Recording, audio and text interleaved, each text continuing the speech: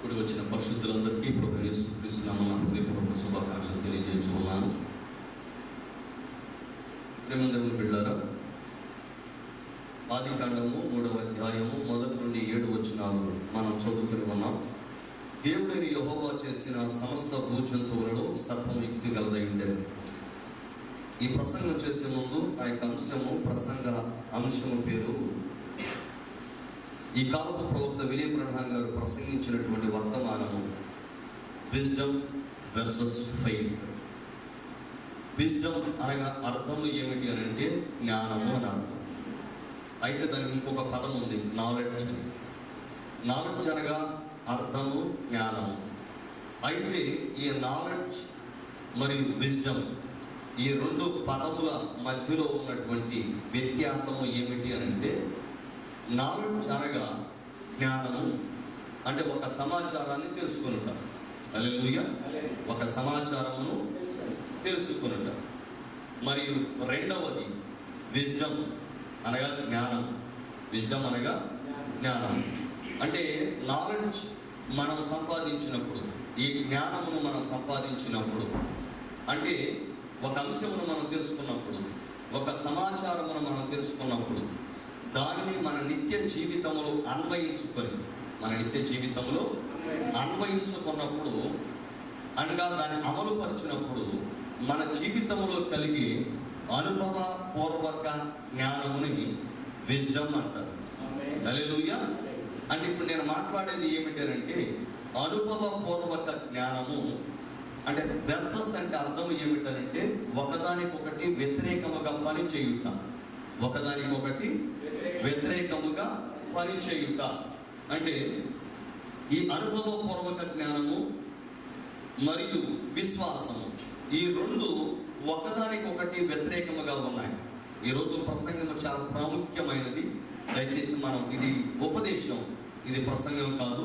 కాబట్టి దయచేసి మన మనస్సులను కేంద్రీకరింపచేద్దాం. హల్లెలూయా.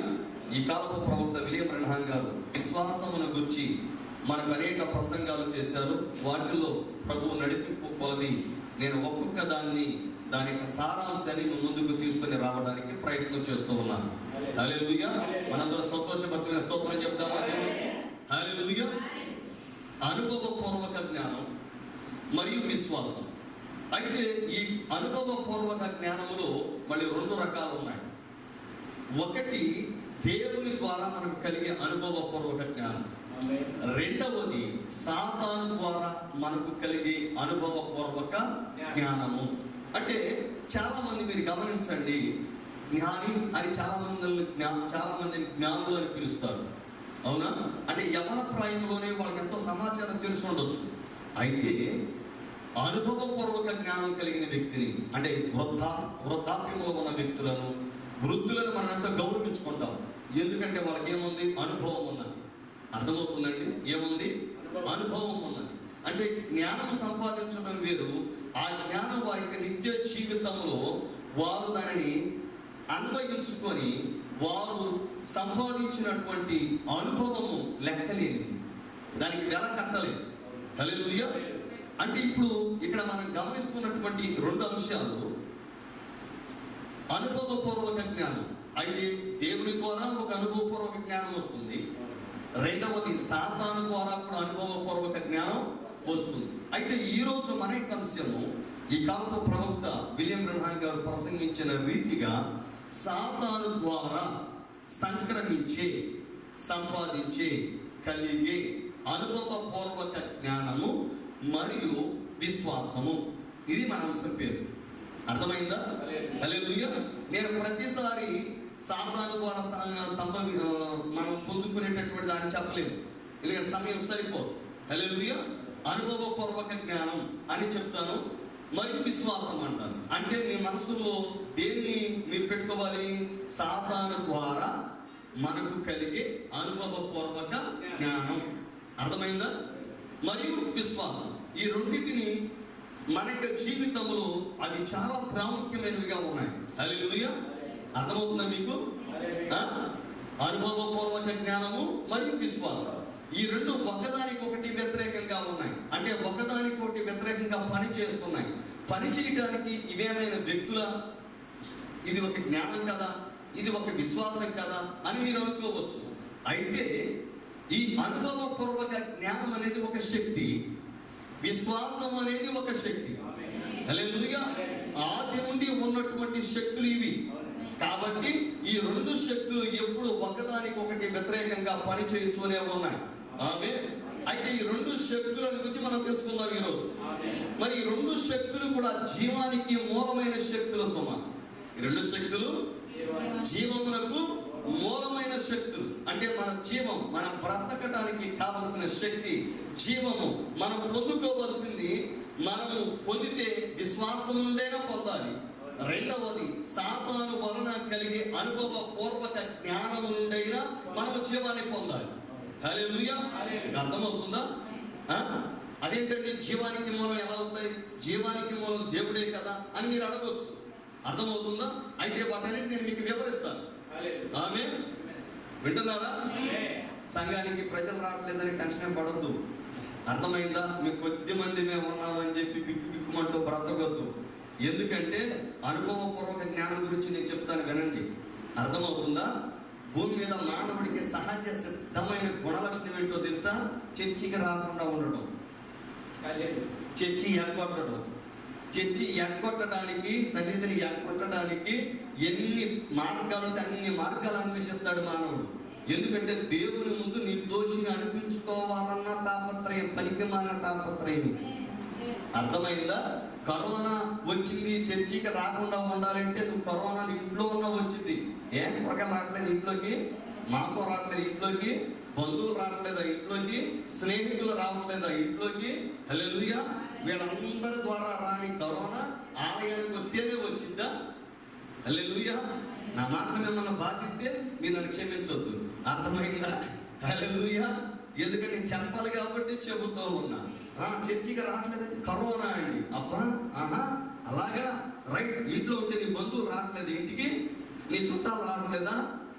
వాళ్ళతో నేను ఖర్చాలు చేయట్లేదండి, వాళ్ళు నూతి గుడ్డ కట్టుకున్నారండి, చేతికి శానిటైజర్ రాసుకున్నారండి. మనకి ఎంత ఉండేది? దాన్ని ఎవరు అవుతారు మరి? కుర్చీలో కూర్చుంటున్నారు కదా. అంటే కరోనా చేతులకే ఉంటుందా? చెప్పాలి. కాలికి ఉండదా? కాళ్ళకు ఉండదా? మనిషికి ఉండదా?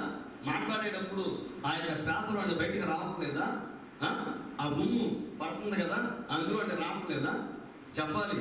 కరోనా పోగొట్టుకోవడానికి ఉన్న ఏకైక పరిష్కార మార్గం దేవుని సన్నిధి. హల్లెలూయా. అంతేగాని కరోనా వచ్చేస్తుందండి, కరోనా వచ్చేస్తుందండి, ఆహా. ఇదే అనుభవపూర్వక జ్ఞానం అన్నమాట. ఏంటంటే దేవుని సన్నిధి. ఇప్పుడు మనం ఏ దేవుని సన్నిధికి వెళ్ళాలంటే దూరం అండి, రైట్. అది పెళ్ళంటే వెళ్ళమా? వెళతామా లేదా? అంత్యక్రియల కార్యక్రమం అంటే వెళ్ళమా? చెప్పండి. ప్రయాణాలు కట్టమా? జీవనోపాధి అంటే ప్రయాణం చేయమా? అసలు జీవనోపాధిని కలుగు చేసే దేవుని కృపను పొందడానికే కదా దేవుని సన్నిధికి వచ్చేది. హల్లెలూయా. అది కూడా మనకు వెంటనే తట్టి ఆలోచన ఏంటంటే, మేము దేవునికి దశంభాగం ఇచ్చామండి. అబ్బో, 90% నువ్వు తిని పారేసి 10% దేవునికి ఇదిలిచ్చే ఎంగిలి మెతుకులకి నువ్వు ఇచ్చే పోజ్ ఏంటంటే, మేము దేవునికి దశంభాగం ఇచ్చాం కదా. దశంభాగం పాప పరిహారార్థ బలి కాదు, ప్రాయశ్చిత్తపు వెల కాదు. అర్థమైందా? దేవునికి ఏదో చేసే ముష్టి కాదు. హల్లెలూయా. నువ్వు దశంభాగం ఇస్తున్నావంటే దాని అర్థం ఏంటంటే, ప్రభువా నువ్వు నాకు 90% ఇచ్చావు. అర్థమైందా? ఇచ్చింది నీవే కాబట్టి నీవు చెప్పిన దాన్ని నీకు నేను కృతజ్ఞత కానుకగా అందులో 10% నేను అందులో వేస్తున్నాను ప్రభువా. హల్లెలూయా. అంతేకాదు దశంభాగాన్ని అర్థం పెట్టి దేవునికి కృపను, లేకపోతే దేవుని ఉగ్రతను, కృపను పొందుకోవడానికో ఉగ్రతను ఆపడానికో పనికొచ్చే సాధనం ఏమాత్రం కాదు. గుర్తుపెట్టుకోండి. హల్లెలూయా. అసలు దేవుని సన్నిధికి రావడానికి ఇష్టపడటం లేదంటే అర్థం పరలోక రాజ్యానికి వెళ్ళడానికి, దేవుని సన్నిధిలో ఉండటానికి, దేవుని ఆరాధించడానికి, నిత్య జీవాన్ని పొందుకోవడానికి అసలు నీకు ఇష్టం లేదని అర్థం. నువ్వు ఏమి చెప్పినా సరే విశ్వాసం అనేది వ్యక్తపరచబడేది క్రియల ద్వారా. హల్లెలూయా. విశ్వాసం దేని ద్వారా వ్యక్తపరచబడింది? క్రియల ద్వారా. అవునా? సన్నిధికి రావడానికి నీకు ఫోన్ చేయాల్సిన పని లేదు, సన్నిధికి రావడానికి నిన్ను బయటపడాల్సిన పని లేదు, సన్నిధికి రావడానికి నిన్ను బొట్టు కట్టికెట్టడానికి పని లేదు, పెట్టాల్సిన పని లేదు. హల్లెలూయా. అర్థమవుతుందా? నీకు హారతి పళ్ళెం ఇచ్చి చీర సరి పెట్టాల్సిన పని లేదు. అసలు ఆరాధన ఉందో లేదో కనుక్కొని పరుగులు తీసుకుంటూ వస్తున్నావు అంటే నీకు దేవుడి పైన ప్రేమ ఉన్నది, ఇష్టము ఉన్నది. పరలోక రాజ్యానికి వెళ్ళడానికి నువ్వు ఇష్టపడుతున్నావు అని దాని అర్థం. హల్లెలూయా. ఏదో కారణం చెప్పేసి నువ్వు ఎగ్గొట్టేద్దామని చూస్తున్నావంటే అసలు నీకు దేవుడి సన్నిధి అంటే ఇష్టం లేదు, అంటే దేవుడి సన్నిధిలో ఉండే దేవుడు అంటే ఇష్టం లేదు, దేవుడితో ఆరాధన ఇష్టం లేదు, హల్లెలూయా, దేవుడితో సహవాసం ఇష్టం లేదు. అవునా? ఇవన్నీ చెప్పి దీనికి ఒక అందమైన ముసుగు ఏంటంటే కరోనా. ఏంటంట? కూరగాయలు తెచ్చుకోవడం ఆగుతుందా? మాంసం తెచ్చుకోవడం ఆగుతుందా? చెప్పాలి. సరుకులు తెచ్చుకోవడం ఆగుతుందా? హల్లెలూయా. వీటితో పాటు కరోనా రావట్లేదు ఇంట్లోకి అంటే రాకుండా దేవుడు చేస్తాడంటే ఆయన బుద్ధిహీనుడా? ఆయన దీర్ఘశాంతుడు. మర్చిపోవద్దు. హల్లెలూయా. వచ్చాక చూసుకోవడానికి ఏముండదు, చూసుకోవడానికి ఏమీ ఉండదు. హల్లెలూయా. అప్పుడు అంటాను యెరూషలేముకి వెళ్తున్నాం, పాస్టర్ గారు ప్రార్థన చేశారు, అయినా స్వస్థత నేను ప్రార్థన చేస్తే స్వస్థత వచ్చింది నేను ఎప్పుడు చెప్పను. అర్థమవుతుందా? పోయిన వారమే చెప్పా స్వస్థ ఎప్పుడు వచ్చిందో. హల్లెలూయా. నీ ప్రార్థనను దేవుడు ఎప్పుడు ఆలకిస్తాడో, నీ విజ్ఞాపనను దేవుడు ఎప్పుడు ఆలకిస్తాడో నేను పోయిన వారమే నేను కూలంకషంగా వివరించాను. కావాలంటే మన యెరూషలేము ఛానల్లో ఉన్నాయి, వెళ్ళి వినండి. హల్లెలూయా. అంతేగాని పాస్టర్ గారి మీద నెపం వేసి యెరూషలేములో దేవుడు లేడంటే కుదరదు. నీలో దేవుడు ఉంటే దేవుడు నీకు స్వస్థత ఇస్తాడు. ఆమేన్. హల్లెలూయా. నీవు దేవుని పైన ఆధారపడితే దేవుడు నిన్ను దీవిస్తాడు. అంతేనా? పిలిచిన సేవకుడికి శక్తి లేకుండా పోదు.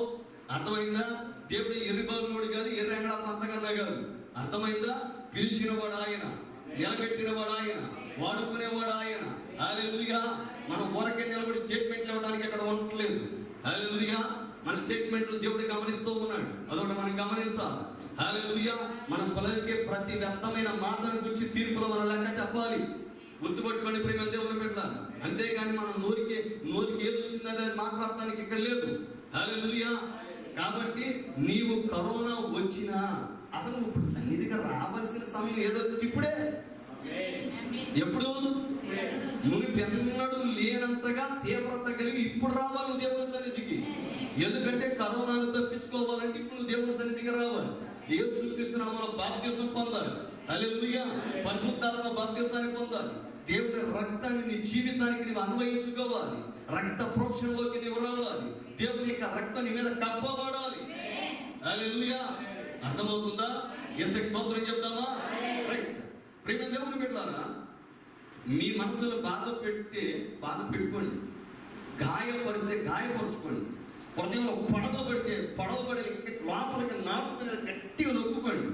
దేవుని సన్నిధి మాత్రం మానొద్దు, ఉపవాస ప్రార్థన మానొద్దు. హల్లెలూయా.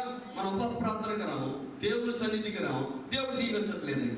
దేవుడు దీవించదు. దేవుడు చెప్పింది నువ్వు చెయ్యు.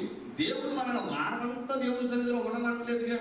వారానికి ఒక్కసారి ఒక్క ఆదివారం దేవుని సన్నిధిలో కనబడండి. ఎప్పుడో ఒక ఉపవాస ప్రార్థన అంటే అది మనం వచ్చి 12 గంటలకి చేసేది 5 గంటల వరకు. హల్లెలూయా. దీనికి మనకు 40 రోజుల ఉపవాస ప్రార్థన అరణ్యంలో చేసినంత పూజించేద్దాం. హల్లెలూయా. దీనికి మనం బొట్టెట్టాలి, గంటకట్టాలి, సారెట్టాలి, చీరట్టాలి, అన్ని చేయాలి, ఫోన్ చేయాలి, బతుకులాడుకోవాలి, బాగా అనుకోవాలి. హల్లెలూయా. మరి మన పరలోక రాజ్యానికి కట్టే వెళ్తాం, ఉట్టి కట్టలేనమాట స్వర్గానికి ఎగిరిందంట. ఎలాగలవా? చెప్పాలి. అసలు మనకి దేవుడి సన్నిధి పట్ల ఆసక్తి ఏది? స్టార్టింగ్ ఎలాగే చెప్తున్నాడు ప్రభావం అని అనుకోకండి. హల్లెలూయా. అర్థమవుతుందా? మరి మనకేంటంటే పక్కన చూసుకోవడం, ఆయన రాలేదు, ఆమె రాలేదు, మళ్ళీ నేను ఒక్కదాన్ని వచ్చాను, ఆయన ఒక్కడే వచ్చాడు, నేను కూడా అహం ఉంటే బాగుండేదిగా, వాళ్ళకి పర్వత రాజ్యం లేకపోతే నాకు కూడా లేకపోతే పర్వాలేదులే, వాళ్ళతో పాటు నేను కూడా నరకానికి ఊరేగింపుకే వెళ్తాను నేను. అవునా? అంతేనా? 20 లక్షల మంది చచ్చిపోయారు అరణ్యంలో. చనిపోయారా? ఆ జాబితాలో ఉండాలనుకుంటున్నారా లేకపోతే ఇద్దరు జాబితాలో ఉండాలనుకుంటున్నారా? ఇద్దరు ఎవరు? యెహోషువ, కాలేబు. హల్లెలూయా. చర్చికి వస్తే మరి కరోనా వచ్చింది కదండి, అప్పుడు వచ్చింది కదండి, ఆ పాస్టర్ గారికి వచ్చింది కదండి, ఈ పాస్టర్ గారికి వచ్చింది కదండి, దాన్ని కూడా చెప్తానండి. హల్లెలూయా. నువ్వు హెలికాప్టర్ ఎక్కి చచ్చిపోయావు అనుకో, చనిపోయావు అనుకో, ఘోరమైన సావు అంట. నీ చావు ఇంకొకరి మేలు కోసం అనుకో, మహానుభావుడు అంట. ఏమంటారు? అవునా? నువ్వు ఊరెగడానికి విమానం ఎక్కి ఏదో దేశం వెళ్ళడానికి వెళ్ళి అది కాలిపోయి చనిపోయావు అనుకో, కుక్క సాగు తెచ్చాడంట. ఏమంటారు? కుక్క సాగు తెచ్చాడంట. అదే నువ్వు ఇతరులకు మేలు చేయడానికి ఉపయోగపడటానికి హెలికాప్టర్ ఎక్కి మధ్యలో ఎక్కడో చనిపోయావు అనుకో, మహానుభావుడు అండి, వీర మరణం అంటే మా కోసం వస్తా చనిపోయాడు అని వీళ్ళు చచ్చిపోతున్నారు. అవునా? ఇప్పుడు నువ్వు సన్నిధికి వచ్చి ఎక్కడికి వచ్చి ఎక్కడ కరోనా సోకి చనిపోయావు అనుకో, పరలోక రాజ్యం చేస్తాం. అర్థమైందా? హల్లెలూయా. చాలా మంది దైవజనులు చాలా చాలా గొప్పవారు ఏమని కోరుకుంటారంటే, కర్తవ్య నిర్వహణలో ఉండగా, విధి నిర్వహణలో ఉండగా మరణిస్తే మేలు అనుకుంటారు. హల్లెలూయా. ఏమనుకుంటారు? విధి నిర్వహణలో, కర్తవ్య నిర్వహణలో ఉన్నప్పుడు చనిపోవటం మేలు అని భావిస్తారు. యేసుకి స్తోత్రం చెప్తామా? హల్లెలూయా.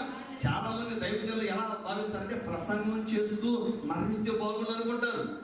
కానీ అలా చనిపోతే ప్రసంగం చేత చనిపోయాడు రా అంటారు. మీరు ప్రసంగం చేత చనిపోయాడు రా అంటారు. అంటే దేవుని పని చేస్తూ చనిపోవాలని కోరుకుంటున్నాడు. హల్లెలూయా. ఒక సైనికుడు శత్రువుతో పోరాడుతూ తన కర్తవ్య నిర్వహణలో, విధి నిర్వహణలో ఉన్నప్పుడు చనిపోతే వీర మరణం అంటారు. ఇంట్లో ఉండి చనిపోతే ఎలా ఉంటుంది? చావు కూడా మహిమార్థంగా ఉండాలి కదా. నా పాయింట్ అర్థమైందా? నువ్వు ఇంట్లో ఉండి కరోనా వచ్చి చచ్చిపోయావు అనుకో, ఏమంటారు? సహజ మరణం. ఇంక దానికి రకరకాల పేర్లు. నువ్వు దేవుని సన్నిధికి వచ్చి దేవుని ఆరాధన చేస్తావు, దేవుని సన్నిధిలోకి వచ్చి కరోనా సోకింది అనుకో, దేవుడు కూడా జారిపడ్డా, అరే నా బిడ్డ దేవుని సన్నిధికి వెళ్ళాడే, కరోనా సోకింది, కొంచెం నీకు పర్వరాజ్యం ఇచ్చేద్దాం అనుకోండి దేవుడు. నా పాయింట్ అర్థం ఉందో మీకు అర్థం కాదు కదా? హల్లెలూయా. ఎంత బంపరాఫర్ ఇచ్చారు కూడా మన సన్నిధి మానేయటమేంటి? నాకు అర్థం కాదు. అవునా? హల్లెలూయా. చెప్పాలి. మన వృద్ధులం కావచ్చు, పసిపిల్లం కావచ్చు, వ్యాధిగ్రస్తులం కావచ్చు, లేకపోతే ఇంకేదో సమస్యలు ఉండొచ్చు, కాదని అంటామా? కానీ కరోనాకి ఇవేం కారణాలు కాదు. హల్లెలూయా. వీడికి షుగర్ ఉంది కాబట్టి నేను అటాక్ చేస్తా, వీడికి బీపీ ఉంది కాబట్టి నేనే అటాక్ చేస్తా, వీడు బలవంతుడి కాబట్టి నేను అటాక్ చేయను. కరోనా ముందు బలవంతుడు లేదు, బలహీనుడు లేడు, రాజు లేడు, పేద లేడు. హల్లెలూయా. ఎందుకంటే న్యాయ దేవత అది. అర్థమైందా? ఇప్పుడు మనం కోర్టుకి వెళ్తాం, న్యాయం వచ్చి పిచ్చప్పటి మాట్లాడుకుందాం, కంగారు ఏమన్నా. మనం కోర్టుకి వెళ్తాం, న్యాయస్థానాలకి, అక్కడ ఏముంటది? న్యాయ దేవత అని చెప్తారు కదా మనోళ్ళు. మనోళ్ళు దేనికైనా సరే దేవతను సృష్టించడం కదా మన పని. హల్లెలూయా. న్యాయానికి కానీ లేకపోతే అమ్మకి కానీ ఎవరికైనా ఒక దేవతని, మన రాష్ట్రానికి ఒక దేవత, తెలుగు భాషకు ఒక తల్లి. హల్లెలూయా. దేనికైనా ఒక అమ్మ సృష్టించడం తెలుగు తల్లి. అవునా? మన రాష్ట్రానికి ఒక తల్లి, మన దేశానికి ఒక తల్లి, తెలంగాణకు ఒక తల్లి. అవునా? ఒక తల్లిని సృష్టించడమే కదా. అలాగే న్యాయానికి కూడా ఒక దేవతను సృష్టించారు. ఏం చేశారు? న్యాయ దేవతను సృష్టించి ఆ చేతులు ఏం పెట్టారు? తొక్క పెట్టారా? త్రాసు పెట్టారా? హల్లెలూయా. ఆమె కళ్ళకి గంతలు కట్టారు. అంటే అర్థం ఏంటంటే, నా ముందు నిలబడ్డవాడు రాజైనా పేదైనా, రాజైనా పేదైనా, ధనవంతుడైనా పేదవాడైనా, ఉన్నవాడైనా లేనివాడైనా, ఉన్నత స్థానంలో ఉన్న వ్యక్తి అయినా ఏ స్థానం లేనివాడైనా నేను ఒకే రకంగా తీర్పు తీరుస్తాను. నా న్యాయం ముందు, నా చట్టం ముందు అందరూ సమానులే అని చెప్పని కళ్ళకి కట్టుకున్నాయి. ఆయనే ఆ తల్లి కట్టుకుంది, న్యాయ దేవత కళ్ళకి గంతలు కట్టుకుంది. మరి చేతులు ఏం పెట్టుకుంది? త్రాసు పట్టుకుంది. అవునా? అంటే అర్థం ఏంటి? ఈ న్యాయస్థానంలోకి వచ్చిన ఎవరైనా సరే నా త్రాసులో తోచబడాల్సిందే, నా త్రాసులో తోచబడాల్సిందే. ఇప్పుడు కరోనా కూడా అచ్చం అంతే. నా పాయింట్ అర్థమైందా? కరోనాకి రాజు పేద తేడా ఉందా? గొప్ప గొప్ప ప్రధానులు, హల్లెలూయా, అర్థమవుతుందా? ప్రధానులకే కరోనా సోకుతుంది. పెద్ద పెద్ద సినిమా స్టార్లకి, దుర్భేద్యమైన కోట గోడలు వంటి ఇళ్ళు కట్టుకున్నటువంటి వారికి, ఏసీ గదుల్లో ఉన్నటువంటి వారికి అసలు ఏమాత్రం బయటకు రావడానికి అవకాశం లేదు. అని వెతుకుంటూ వెతుకుంటూ వెతుకుంటూ ఇది కాటేసి వస్తుంది ఈ కరోనా రాకసి. హల్లెలూయా. కానీ ఈ రోజు మనం ముందుగా కొట్టగట్లేదు, చేతికి శానిటైజర్. దేవుడు మనం కాపాడలేదా? హల్లెలూయా. మనం భక్తిపరం అని కాదుగా, మనం ఏదో గొప్పవారం అని కాదుగా, కేవలం ఆయన కృపేగా, ఆయన దయే కదా, ఆయన కరుణే కదా, ఆయన కటాక్షమే కదా, ఆయన వాత్సల్య బాహుళ్యమే కదా. ప్రభుపై ఆధారపడితే పోయేది కరోనా. ప్రభుపై ఆధారపడితే పోయేది కరోనా. హల్లెలూయా. కరోనా నీ దగ్గరగా రాదు. వచ్చిన నీవు చనిపోయినా చక్కగా పరలోక రాజ్యానికి వెళ్తావు. వెళ్తావా? నీవు దేవుని ఇప్పుడు ఒక డాక్టర్ గారు ఇంట్లో ఉన్నారండి, ఒక డాక్టర్ గారు ఇంట్లో ఉన్నారు, కరోనా సోకి చనిపోయాడు. మనం తిడతామా లేదా? ఇది హాస్పిటల్కి వెళ్ళకుండా, సేవ చేయకుండా, వైద్య సేవలు అందించకుండా, కరోనా రాకూడదని ఇంట్లో కూర్చొని ఒకసారి చచ్చాడు అని తిడతాం. అది ఆసుపత్రుల్లో కరోనా పేషెంట్లకి సేవలు అందిస్తూ. నా పాయింట్ అర్థమైందా? హల్లెలూయా. అర్థమైందా? ఇప్పుడు కరోనా పేషెంట్లకి సేవలు అందిస్తూ, కరోనా పేషెంట్లకు సేవలు అందిస్తూ, వైద్యం చేస్తూ, అతడు కరోనా సోకి చనిపోతే అందరూ నిలబడి సెల్యూట్ చేస్తారు. అర్థమైందా? డాక్టర్ గారికి ఈయనకే వచ్చింది కరోనా అంటారు ఎవడన్నా? బుద్ధున్నవాడు ఎవడు అనడం. ఎందుకంటే కరోనా పేషెంట్ల మధ్యలో తిరుగుతూ వాళ్ళకి వైద్య సేవలు అందిస్తూ అతని కర్తవ్య నిర్వహణలో, విధి నిర్వహణలో అతడు మరణించాడు కాబట్టి అది వీర మరణం, కాబట్టి అది గొప్ప మరణం, కాబట్టి హల్లెలూయా. అతనికి ఏం చేస్తాం మనం? చేస్తామా? చెప్పాలి. యేసుకి స్తోత్రం చెప్పండి. ఆమేన్. ఇప్పుడు నీవు పొందే మరణం కూడా అలాంటి మరణమై ఉండదు. ఇప్పుడు కాపరిగా నేను అందుకే కార్యక్రమాలకి, పెళ్ళిళ్ళకి, ఇళ్ళకి అన్నిటికీ తిరుగుతున్నాను. నాకు కరోనా వచ్చి చచ్చిపోయింది అనుకోండి, నేను ఎంతో సంతోషిస్తాను. అర్థమవుతుందా? నేను ఇంట్లో కూర్చొని సరిపోట్లా. అర్థమైందా? దేవుని పనిలో తిరుగుతూ హల్లెలూయా, ఎవరికి ఏది అవసరమైతే వాళ్ళ కోసం ప్రార్థన చేయడానికి ప్రతి గడప తొక్కుతూ, ఎవరికి ఏ రోగం పట్టించుకోకుండా, ఎవరి దగ్గర ఏ వేదంతో తెలిసినా తెలియకపోయినా పట్టించుకోకుండా తిరుగుతూ చనిపోతే దేవుడు ఖచ్చితంగా పర్వతరాజ్యం ఇస్తాడు. హల్లెలూయా. అర్థమవుతుందా? చాలా మంది మిషనరీలు ఈ దేశానికి వచ్చి కుష్ఠ రోగులకి సేవలు అందిస్తూ కుష్ఠివ్యాధితో మరణించారు. తెలుసా మీకు? కుష్ఠరోగులకి సేవలు అందిస్తూ ఏమొచ్చి చనిపోయారు? కుష్టి వ్యాధి సోకి చనిపోయారు. నేటికి ఆ మిషనరీల గురించి చెప్పుకుంటున్నారు. హల్లెలూయా. అర్థమవుతుందా? అంతేగాని ఆ దేశంలో ఉండి చక్కగా సుఖపడతా చనిపోయాడు అనుకో, ఎవరైనా పట్టించుకుంటారా? చెప్పాలి. అందుకే మనం తుప్పు పట్టే కన్నా దేవుని కోసం అరిగిపోవటం లేదు. తుప్పు పట్టడం కన్నా, ఇంట్లో ఉండి తుప్పు పట్టడం కన్నా దేవుని కోసం అరిగిపోవడం లేదు. ఇంట్లో ఉండి కలకాలం బ్రతికే కన్నా దేవుని కోసం కొద్ది కాలం జీవిస్తే చాలు. హల్లెలూయా. అవునా? లాజరు అలాగే బ్రతికాడా? చెప్పాలి. లాజరు రాత్రి వేళలో అర్ధరాత్రి 12-1 గంట వరకు పాపం బిడ్డ ఈ ధర్మశాస్త్ర ప్రతులన్నింటినీ రాస్తూ ఏం చేసేవాడు అంటే, ఇతనికి ధర్మశాస్త్రపు ప్రతులను పంచుతూ ఆయన ఏం చేశాడు అంటే, ఆయన ఆరోగ్యం క్షీణించిపోయింది. ఆయన ఆరోగ్యం క్షీణించిపోయి మరణించాడు. మరణించాడా? మరణించిపోతే దినమైంది. యేసుప్రభు వారికి కబురంపారు. అయితే యేసుప్రభు వారు వెంటనే రాలా. వీళ్ళ విశ్వాసానికి పరీక్ష పెట్టాడు. ఆమేన్. ఆ తర్వాత వచ్చి లేపాడో లేదా? చెప్పాలి. యేసుకి స్తోత్రం చెప్పండి. ఎందుకంటే నువ్వు దేవుని పనిలో ఉన్నప్పుడు నీవు ఏది సోకి మరణించినా అది దేవునికి మహిమార్థమే. హల్లెలూయా. ఇప్పుడు యేసు ప్రభు వారు మరణించారు. చాలా మంది దేవుడు అనబడే వాళ్ళు మరణించారు. అయితే యేసు ప్రభు వారిని మనం దేవుడు ఎందుకు అంటున్నాం? ఆయన మన కొరకు మరణించాడు కాబట్టి. హల్లెలూయా. మిగతా వాడు వాళ్ళ కోసం వాడు చచ్చిపోయారు. అర్థమైందా? వాళ్ళ కర్మకాలు అడు చనిపోయారు. కానీ మన యేసయ్య 33.5 సంవత్సరాల వయసులో సర్వ మానవుడి పాపాలను తన మీద వేసుకొని మన స్థానంలో నిలబడి ఆయన మన కొరకు మరణించాడు కాబట్టి లోకమంతా దిక్కులేని సావు అంటున్నా, పనికి మాలని సావు అంటున్నా, నిస్సహాయ స్థితిలో చనిపోయాడు అని అంటున్నా, మనం మాత్రం ఆయన దేవుడు అని అంటున్నాం. కారణం ఏంటి? ఆయన మన కొరకు మరణించాడు. హల్లెలూయా. అర్థమవుతుందా? ఇప్పుడు నీవు నీ కొరకు నీకు సావు వచ్చి నువ్వు చనిపోవడం కాదు, ఇతరుల కొరకు చనిపో, దేవుని కోసం చనిపో. అది మహిమార్థమైన చావు. బ్రతుకుట క్రీస్తే, చావు అయితే లాభం. యేసుకి స్తోత్రం చెప్తావా? హల్లెలూయా. కాబట్టి సన్నిధికి రాలేకపోతే సిగ్గుపడండి. సన్నిధికి రాలేకపోతే బాధపడండి. సన్నిధికి రాలేకపోతే అయ్యో నేను పరలోక రాజ్యానికి వెళ్ళటానికి సిద్ధముగా లేనని సిగ్గుపడండి. ఎందుకంటే మనం దేవుని సన్నిధిలో కనపడాలి. ఆయన అంటున్నాడు, నీ ముఖము నాకు కనపడనేమో, నీ స్వరము నాకు వినపడనేమో. హల్లెలూయా. వారానికి ఒక్కసారి దేవుని సన్నిధిలోకి రాలేకపోతే నువ్వు పరలోక రాజ్యానికి వెళ్ళి దేవుని దగ్గర నిత్యం ఎలా జీవిస్తావు? హల్లెలూయా. నీకు పాస్ గారి మీద కోపం ఉండొచ్చు, విశ్వాసం మీద కోపం ఉండొచ్చు, నీ పరిస్థితుల మీద కోపం ఉండొచ్చు, లేకపోతే ఎవరి మీద కోపం ఉండొచ్చు. నీవు ఏ వ్యక్తిని బట్టో దేవుని సన్నిధి మారటానికి వీలు లేదు. గుర్తుపెట్టుకో. నేను పాస్టర్ గారిని బట్టి మానేశానండి, పాస్టర్ మనం బట్టి మానేశానండి, పలానా వ్యక్తిని బట్టి మానేశానండి అని దేవుడి దగ్గర చెప్తే ఈ కుంటి సాకులు అంటారు. Late excuses. ఈ కుంటి సాకులు దేవుడి దగ్గర పనిచేయవు. హల్లెలూయా. అర్థమవుతుందా? ఎవరు చేసే తప్పుకి వాడు శిక్ష అనుభవించాల్సిందే. వింటున్నారా? పాత నిబంధన సంగతి మీకు తెలుసుగా. హల్లెలూయా. ఇప్పుడు పేదవాడు తప్పు చేశాడు. పేదవాడు తప్పు చేశాడు. ఒకే తప్పు నలుగురు చేస్తున్నారు. మీకు అర్థమయ్యేట్టు చెప్తా. వింటున్నారా? ఇక్కడే ఉన్నారా? యేసుకి స్తోత్రం చెప్పండి.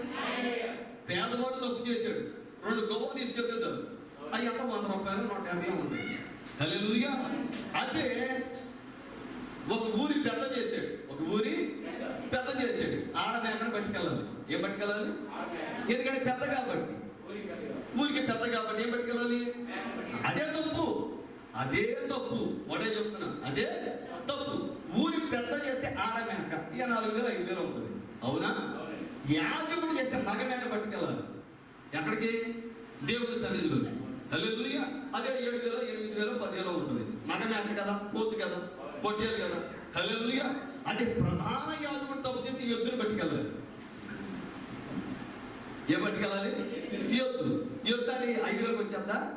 సుమారు 50 60 70 ఉండొచ్చు. మన వ్యవసాయ కుటుంబాలు కాదు కాబట్టి మనకి ఇంటి విలువ తెలియదు అంతగా. హల్లెలూయా. అవునా? ఇప్పుడు గొప్పలు ఎక్కడ, ఎద్దు ఎక్కడ? ఒకసారి ఆలోచించి, గొవ్వలు ఎక్కడ? 150 రూపాయలు గొవ్వలు ఎక్కడ? గొవ్వలు తెలుసు కదా, అవునా కదా? పావురపు. హల్లెలూయా. పావురపు జాతికి చెందిన గొవ్వలు పావురాలు. సరే మీ దృష్టిలో పావురాలు అందరూ కొని అర్థం అవడానికి. హల్లెలూయా. ఈ 150 రూపాయలు అక్కడ 70,000 ఎక్కడండి? ఒకే తప్పు విశ్వాసి చేస్తే గొప్పలతో సరిపోయింది. విశ్వాసి చేస్తే గొప్పలతో సరిపోయింది. అంటే పెద్ద చేసేటప్పటికి మేక అయ్యింది. యాజకుడు చేస్తే పొట్టేళ్ళు అయ్యింది. ప్రధాన యాజకుడు చేస్తే యుద్ధం అయ్యింది. హల్లెలూయా. ఇప్పుడు నువ్వు టెన్షన్ పడాల్సిన పనిలా. హల్లెలూయా. నువ్వు టెన్షన్ పడాల్సిన పనిలా. పాస్టర్ గారు తప్పు చేస్తున్నాడేమో, విశ్వాస తప్పు చేస్తాడు. ఎవడ తప్పు చేస్తే ఆయన ఆచరించుకోవాల్సిందే. అయిపోయి దేవుని దగ్గర అసలుకి ఆయన దగ్గర రాజీ అనేదే లేదు. ఆయన దగ్గర ఒకరినొకరు తోచడం లేదు కదా. కానీ స్థానాన్ని బట్టి తూకం మారుతుంది. స్థానాన్ని బట్టి తూకం మారుతుంది. మీకు అర్థమవుతుందా? పేదవాడు తప్పు చేస్తే 2 గొవ్వలు, అంటే విశ్వాసం తప్పు చేస్తే 2 గొవ్వలు. నువ్వు తప్పు చేస్తే 2 గొవ్వలతోనే పోద్ది. మరి ఇక్కడ ఉన్నాడు తప్పు చేస్తే యొద్దు. ఏంటది? యొద్దు అంటే ఎంత వ్యవసాయించాలి? 1,70,000 హల్లెలూయా. ఇప్పుడు ఏ తప్పు చేశాడో నువ్వు చూసి నువ్వు 2 గొవ్వలు నువ్వు తెచ్చుకోవాలంటే నీ వల్ల కాదుగా. ఆ పాయింట్ అర్థమవుతుందా? హల్లెలూయా. ఇప్పుడు మోషే ఉన్నాడు, బండతో దేవుడు మాట్లాడమంటే కొట్టాడు. అవునా కదా? ఇప్పుడు మోషే కంటే యెహోషువ కాలేబులు ఏమైనా భక్తి పర్లా? మోషే కంటే యెహోషువ కాలేబులు భక్తి పర్లా. అన్నమాట మీకు అర్థమవుతుందా? మరి ఏకీభవించవచ్చుగా, స్పందించవచ్చుగా. పెట్టుబడి లేని వ్యవహారమేగా. హల్లెలూయా. వారానికి ఒక్కసారి వచ్చి దేవుని సన్నిధిలో కూర్చోటి ఇలా కూర్చుంటే నేను చేయగలిగిందేమో. కొంచెం స్పందించండి. ఆమెనని చెప్పండి. వచ్చే నష్టమేం లేదు. మనం తీసుకుని వెళ్ళి అక్కడ పెట్టరు క్వారంటైన్లో. యేసుకి స్తోత్రం చెప్పండి. ప్రభుత్వం పర్మిషన్ ఇచ్చింది. ఆమె చక్కగా స్పందించండి. మోషే కంటే యెహోషువ కాలేబులు ఏమైనా భక్తి పర్లా, గొప్పవారా, గొప్ప పరిచర్య కలిగిన వారా కాదే? మరి యెహోషువ కాలేబులకి ఏమి ఇచ్చాడు? వాగ్దాన దేశానికి నడిపించాడు. మోషేనేమో చూడనిచ్చాడు. అదేంటయ్యా, నీ స్థానంలో ఉండి నువ్వు ఏ తప్పు చేసినా గొప్ప తప్పుగా పరిగణిస్తా అన్నాడు దేవుడు. హల్లెలూయా. ఇప్పుడు సంఘంలో నీకున్న స్థానాన్ని బట్టి నీవు చేసే తప్పుకు అది చిన్నోడు చేస్తేనేమో చిన్న శిక్ష, అదే తప్పు పెద్దోడు చేస్తే పెద్ద శిక్ష. నా పాయింట్ అర్థమైందా? యేసుకి స్తోత్రం చెప్పగలరు. హల్లెలూయా. నీవు అనుకుంటా ఉంటే నేను సంఘంలో గొప్పోడిని, నేను సంఘంలో గొప్పోడిని, నేను సంఘంలో పెద్దని, నాకు దేవుడు ఎంతగానో దీవించాడు, ఎంతగానో ఆశీర్వదించాడు, నన్ను ఎంతగానో బలపరిచాడు, నాకు ఎంతగానో సౌకర్యాలు కల్పించాడు. నీకు ఎన్ని ఎక్కువగా కల్పిస్తే నీకు స్థానం పెంచే కొద్దీ నువ్వు చేసే చిన్న తప్పుకి ఏం చేయాలి? పెద్ద వెల చెల్లించాలి. అర్థమవుతుందా? యేసుకి స్తోత్రం చెప్తామా? హల్లెలూయా.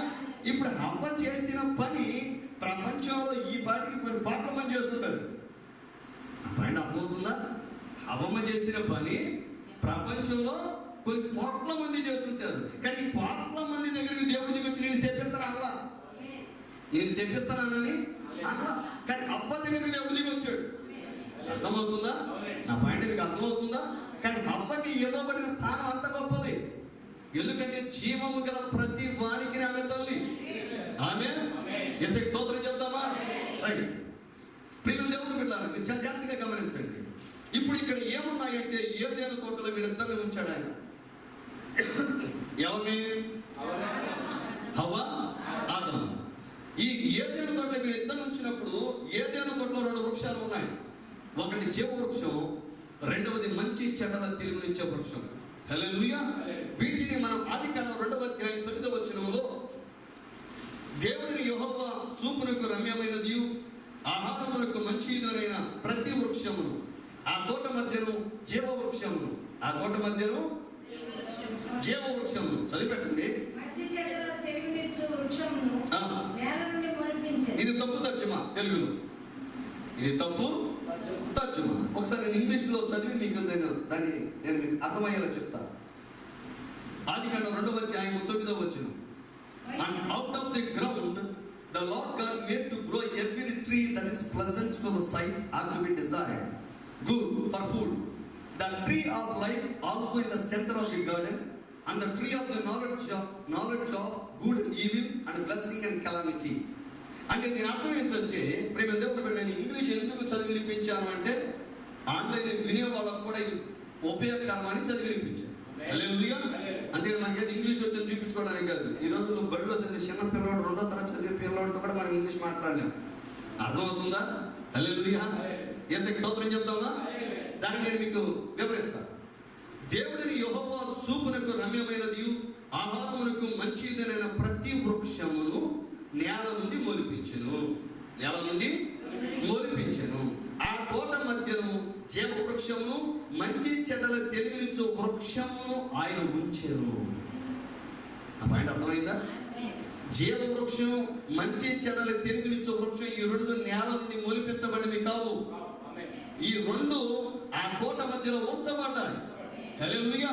ఈ 2 చెట్లు ఎవరికి సాదృశ్యముగా ఉన్నాయంటే జీవ వృక్షం ప్రభువైన యేసు క్రీస్తుకి సాదృశ్యము, మంచి చెడ్డల తెలివినిచ్చు వృక్షము సాతానుకు సాదృశ్యం. హల్లెలూయా. అర్థమవుతుందా?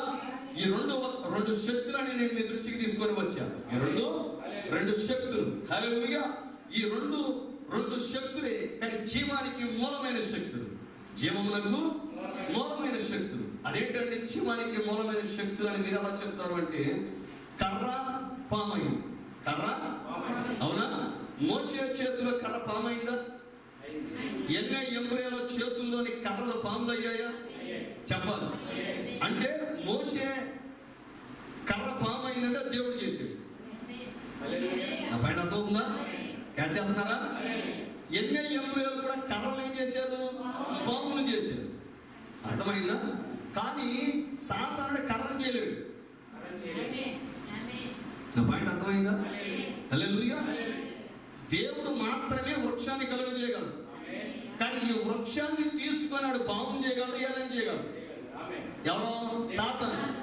అంటే చేయబడిన దానిని తీసుకుని వక్రీకరించగలడు సాతాను. హల్లెలూయా. ఒక సత్యాన్ని తీసుకుని అబద్ధంగా మార్చగలడు. అవునా? హల్లెలూయా. ఒక సంసారిక జీవితంలో జరిగే దాన్ని తీసుకుని వ్యభిచారంగా మార్చగలడు సాతాను. బయట అర్థమవుతుందా? హల్లెలూయా. మరియు నిత్య జీవాన్ని తీసుకుని మరణంగా మార్చగలడు. కానీ నిత్య జీవాన్ని దేవుడే కలుగు చేయగలడు. ఆమేన్. సత్యానికి మూలము దేవుడు మాత్రమే. అవునా? మార్గాన్ని చెరపగలడు, కానీ మార్గాన్ని కలుగ చేయలేడు. జీవాన్ని చెరపగలడు, వక్రీకరించగలడు, కానీ జీవాన్ని కలుగ చేయలేడు. బయట అర్థమైందా? ఎక్కడే ఉన్నారా భక్తులారా? మరి చక్కగా యేసుని స్తుతించండి, దేవుని నామానికి స్తోత్రం చెప్పండి. హల్లెలూయా. ప్రియమైన దేవుని బిడ్డలారా, ఇప్పుడు మీరు గమనించండి, ఈ జీవ వృక్షము, మంచి చెడ్డల తెలివినిచ్చే వృక్షము, ఈ 2 వృక్షాలను దేవుడు ఏదైనా తోటలో పెట్టి, ఏదైనా తోటలో ఎవరిని పెట్టాడు? ఆదాము హవ్వలను పెట్టి వాళ్ళకు దేవుడు ఏమి ఇచ్చాడో తెలుసా? ఒక ఆజ్ఞ ఇచ్చాడు. ఏమిచ్చాడు? ఆజ్ఞ. ఆజ్ఞ అనగా వాక్యం. హల్లెలూయా. ఆ వాక్యం ఏంటి? మీరు ఆ తోట మధ్యలో ఉన్నటువంటి తోటలో ఉన్న ఏ చెట్టు ఫలమునైనా తినవచ్చు, ఒకటి తప్ప. ఏంటది? ఒకటి తప్ప. అదేంటి? మంచి చెడ్డల తెలివినిచ్చు వృక్షం యొక్క ఫలమును మీరు తినకూడదు. అంటే మీకు అర్థమయ్యే భాషలో చెప్పాలంటే, మీరు ఈ జీవ వృక్షంతో సహవాసం చేయండి, మిగతా చెట్ల ఫలాలను మీరు తినండి, మీరు బ్రతకండి. మీ బ్రతుకుని పండగగా చేసుకోవాలంటే, మీ జీవాన్ని నిత్య జీవంగా ఎల్లప్పుడూ కొనసాగించాలి అంటే జీవవృక్షంతో సహవాసం చేయండి. కానీ మంచి చెడ్డల తెలివించే వృక్షముతో మీరు ఏమాత్రం సహవాసం చేయొద్దు. ఎందుకంటే మంచి చెడ్డల తెలివినిచ్చే వృక్షము సాతాను. హల్లెలూయా. కానీ మానవుడికి కావలసింది ఏమిటి అని అంటే, ప్రేమ దేవుని బిడ్డారా, సహజంగా కోరుకునేది ఏమిటి అని అంటే, మానవుడు ఆది నుండి అతని లోపల ఉన్న హ్యూమన్ టెండెన్సీ, మానవ కోరిక ఏమిటి అని అంటే, కొత్త అనుభవాల కోసం తహతహలాడతాడు. కొత్త అనుభవాల కోసం తహతహలాడతాడు, పరితపిస్తాడు. అవునా? ఇప్పుడు దేవుడు నీళ్ళను కనిపెట్టాడు. అవునా? నీళ్ళను సృష్టించి ఇచ్చాడా మనకి?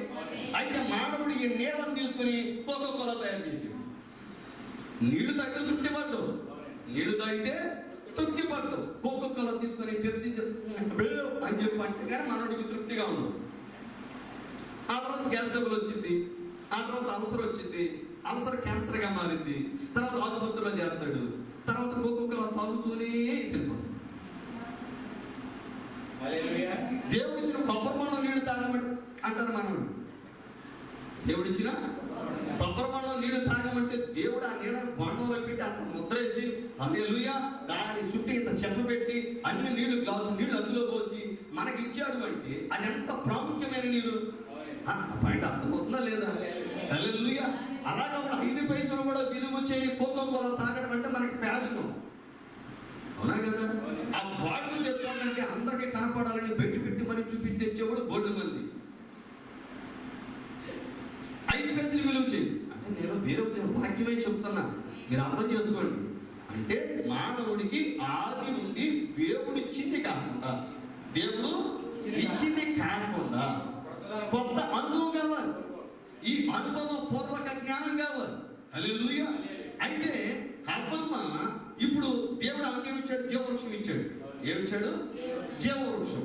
ఇప్పుడు ఈ జీవవృక్షం తన సహవాసం చేస్తూ ఉంటుంటే ఇప్పుడు ఆమెలో ఏం కలగాలో తెలుసా? విశ్వాసం కలగాలి.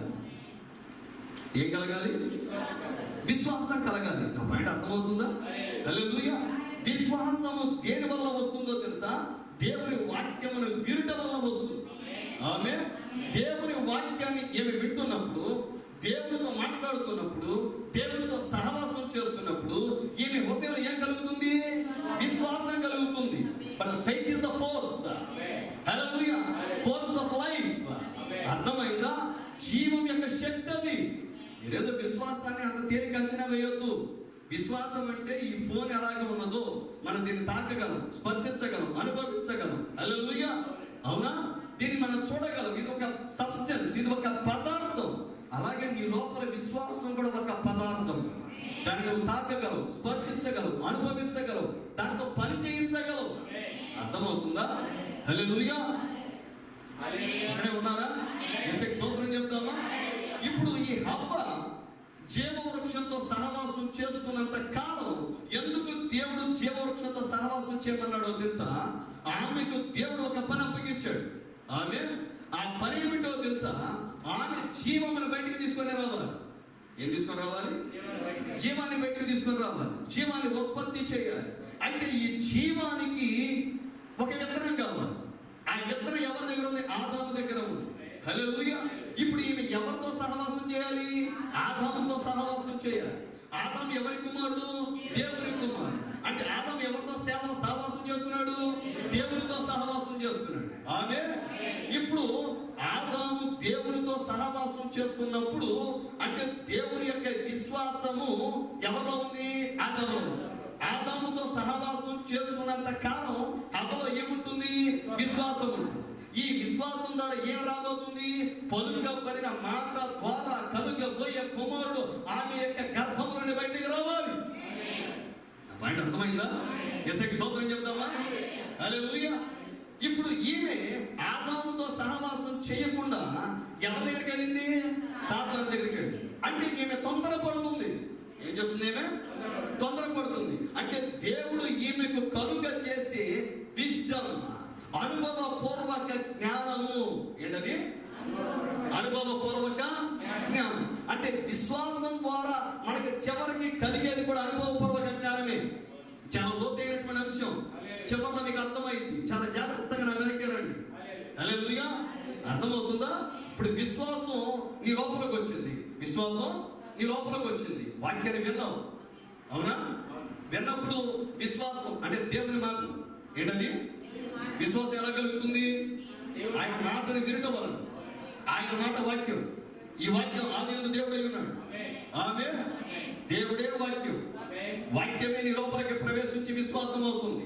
అంటే the part of God which is in you is called faith అన్నాడు ప్రవక్త. అంటే దేవునిలో ఒక భాగమే నీ లోపలికి వచ్చినప్పుడు అది విశ్వాసంగా మారుతుంది. అంటే నీ లోపల విశ్వాసం ఉన్నదంటే దేవుని యొక్క భాగం నీ లోపల ఉంది. ఆమేన్. అర్థమవుతుందా? ఇప్పుడు నీ లోపల విశ్వాసం ఉంది, కానీ విశ్వాసం ద్వారా ఒకటి కావాలి నీకు, అది అనుభవపూర్వక జ్ఞానం. అవునా? విశ్వాసాన్ని పనిచేయించాలి వద్దా? విశ్వాసాన్ని హృదయంలో అంటే సరిపోయిందా? ఇప్పుడు అబ్రహాం జీవితంలో విశ్వాసం ఉందా? విశ్వాసం ద్వారా ఆయన ఏం పొందాడు? వాగ్దాన కుమారుని పొందాడా? చెప్పాలి. హల్లెలూయా. మీరు యేసుకి స్తోత్రం చెప్పండి, సంతోషంగా చెప్పండి. కరోనా పేషెంట్లు కన్నా ఘోరంగా ఉన్నారు, వాళ్ళు అక్కడ డ్యాన్స్ వేస్తున్నారంట క్వారంటైన్ లో. మీరు మాత్రం దేవుని సన్నిధిలో ఉండి కూడా వద్దా? హల్లెలూయా. నిద్ర వస్తుంటే చక్కగా ఎంత పెద్దది కట్టాం మీకోసం. ఇక్కడ తప్పు పెడతాం, అక్కడ స్నానం చేసి వచ్చేయండి గొడవ. హల్లెలూయా. అర్థమైందా? డబ్బాది పెట్టి ఐస్ అయిపోతాం లోపల, ఐస్ బర్త్. దేవుని నామమున స్తోత్రం కలుగును గాక. దేవుడికి ఇక్కడ కూర్చొని సేపు నిద్ర రాకుండా లోపల నుంచి జిల్జిల్ అంటున్నది. వారానికి ఒకసారి ముచ్చట మనకి. ఈ ముచ్చటలో కూడా గరగర తిరుగుతా. కష్టపడే జీవులే కాదని అంటలేదు. కష్టజీవులు కొద్దిగా తినడు, ఎక్కువగా తినడు, సుఖనత్రం అవుతుంది. నా దేవుని సన్నిధిలో కాదు, అది గృహాల్లో. అర్థమైంది? యేసుకి స్తోత్రం చెప్పండి. హల్లెలూయా. చక్కగా స్పందించండి. ప్రియమైన దేవుని బిడ్డలారా, ఎక్కడున్నా? అవ దగ్గర ఉన్నామా? రైట్. ఇప్పుడు అబ్బ ఎక్కడికి వెళ్ళింది? సాతాను. ఇప్పుడు అబ్రహాం ఏం కలిగి ఉన్నాడు? విశ్వాసాన్ని కలిగి ఉన్నాడు. అబ్రహాం దగ్గర ఉంటే అవ దగ్గర అంటున్నారు. ఏం చెప్పాలి? ఇప్పుడు అబ్రహాం ఏం కలిగి ఉన్నాడు? విశ్వాసం. ఈ విశ్వాసము మారదవుతా? వాగ్దాన కుమారుడిగా మారాలా? హల్లెలూయా. ఇప్పుడు ఈ విశ్వాసం ఆయనకి సరికొత్త అనుభవాన్ని ఇస్తుంది. ఆ సరికొత్త అనుభవం ఏంటో తెలుసా? అతని దేహం యొక్క మార్పు. హల్లెలూయా. అనుభవ పూర్వక జ్ఞానాన్ని ఇస్తుంది. That's the wisdom. హల్లెలూయా. బుద్ధిమంతుడు, బుద్ధి. అవునా? బుద్ధి అంటే అనుభవపూర్వక జ్ఞానమే. నువ్వు ఈ లోపల ఎంత జ్ఞానాన్ని సంపాదించు, ఎన్ని పుస్తకాలను చదువు, దాన్ని అప్లై చేయకపోతే, దాన్ని పని చేయించకపోతే, దాన్ని నిత్య జీవితం అమలు చేయకపోతే ప్రయోజనం ఉంది? అవునా? వంటలు యూట్యూబ్ పెట్టుకుంటుందా, చక్కగా వంటలన్నీ వింటుంది. ఎవరన్నా అలా వచ్చాడు అనుకో, వంట ఏం చేయట్లేదంటే యూట్యూబ్ పెడతాను ఉండే కదా అని చెప్పి చూసి ఏ తాలింపు గింజలై, పెట్టు, తాలింపు గింజలై, ఉల్లిపాయలు, పచ్చిమిరకాయలు, ఎవరికి ఏమవుతుంది? ఆ శక్తి ఎందుకు బోర్లించాలి. అవునా? నువ్వు ఎక్కడ నేర్చుకోవాలి? అర్థమైందా? అంటే అనుభవపూర్వక జ్ఞానం ఉండాలి. Must have the wisdom. Hallelujah. జ్ఞానం ఉండాలి. నాలెడ్జ్ ఉంది. నాలెడ్జ్ ఏంటి? తెలుసుకున్నావు. వంట ఎలా చేయాలి నాకు తెలుసు, వంట చేయడం నాకు తెలియదు ఏంటి. కానీ నేను వంటగదిలోకి వెళ్తే ఇంకెవరు వంటగదిలోకి రాదు జీవితం. అంతే కదా. నాకు మనందరికీ తెలుసు కదండి. ఇప్పుడు మనోడు సింగర్స్ పాటలు పాడుతూ ఉంటారు. పాటలు పాడుతుంటే ఇక్కడ తాళం ఎలా ఉంది, ఇక్కడ శృతి ఎలా ఉంది, ఇక్కడ పాట బాగలేదు, అక్కడ బాగలేదు అని అంటాం. కానీ మనం నిలబడితే అంతే కదా. ఇప్పుడు వంట బాగలేదని చెప్పడం సులభమే, అవునా కదా? ఉప్పు సరిపోలేదు అమ్మాయి, కారం ఎక్కువైంది అమ్మాయి, ఇది సరిగ్గా నేను అనుకున్న ఫ్లేవర్ రాలేదు అమ్మాయి అంటాం సులభమే అంటాం. కానీ మనం వంటగది దగ్గర గడ్డి పట్టుకుని వ్యాపారాన్ని కొట్టుకుని వెళ్తే ఇప్పుడు మీకు అర్థమైందా? నాలెడ్జ్కి విజ్డమ్కి తేడా అర్థమవుతుందా? అంటే జ్ఞానానికి, అనుభవపూర్వక జ్ఞానానికి ఎంతో తేడా ఉంది. జ్ఞానం అంటే కూర ఎలా ఉందని చెప్పడం, అనుభవపూర్వక జ్ఞానం అంటే వంట చేయటం, వంట తయారు చేయటం. హల్లెలూయా. ఇప్పుడు అలాగే నీ జీవితంలో ఏం కలిగి ఉండాలంటే అనుభవపూర్వక జ్ఞానం ఉండాలి.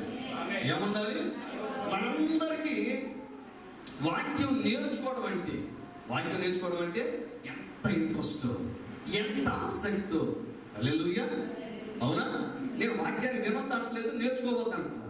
కానీ మనం ఎంత నేర్చుకున్నామో దాన్ని అంతగా మనం అమలు చేసినప్పుడు, మనం అంతగా అన్వయించుకున్నప్పుడు, అంతగా మనం ప్రాక్టీస్ చేసినప్పుడు మన జీవితంలో కలిగి అనుభవపూర్వక జ్ఞానం ఉందో చూసారా, అది చాలా ప్రాముఖ్యమైనది. యేసుకి స్తోత్రం చెప్తాను. ఇప్పుడు ఈ హవ్వమ్మ ఎవరి దగ్గరికి వెళ్ళింది? ఎవరితో అనుభవపూర్వక జ్ఞానం కలిగి ఉండాలి? ఆదాముతో కలిగి ఉండాలి, దేవునితో కలిగి ఉండాలి. కానీ ఇప్పుడు ఎవరి దగ్గరికి వెళ్ళింది? సాతాను దగ్గరికి వెళ్ళింది. వెళ్ళిందా? వెళ్ళినప్పుడు సాతాన్ని ఏమని ప్రశ్నిస్తున్నాడో చూడండి. అది ఆ స్త్రీతో, ఇది నిజమా? ఏమన్నాడు? ఇది నిజమా? ఇది నిజమా? ఇప్పుడు హవ్వ ఏమన్నా వెంటనే నిజం అనాలి ఉందా? వెంటనే ఆలోచించడం మొదలుపెట్టింది. ఏం చేస్తుంది? కారణాన్ని అన్వేషిస్తుంది.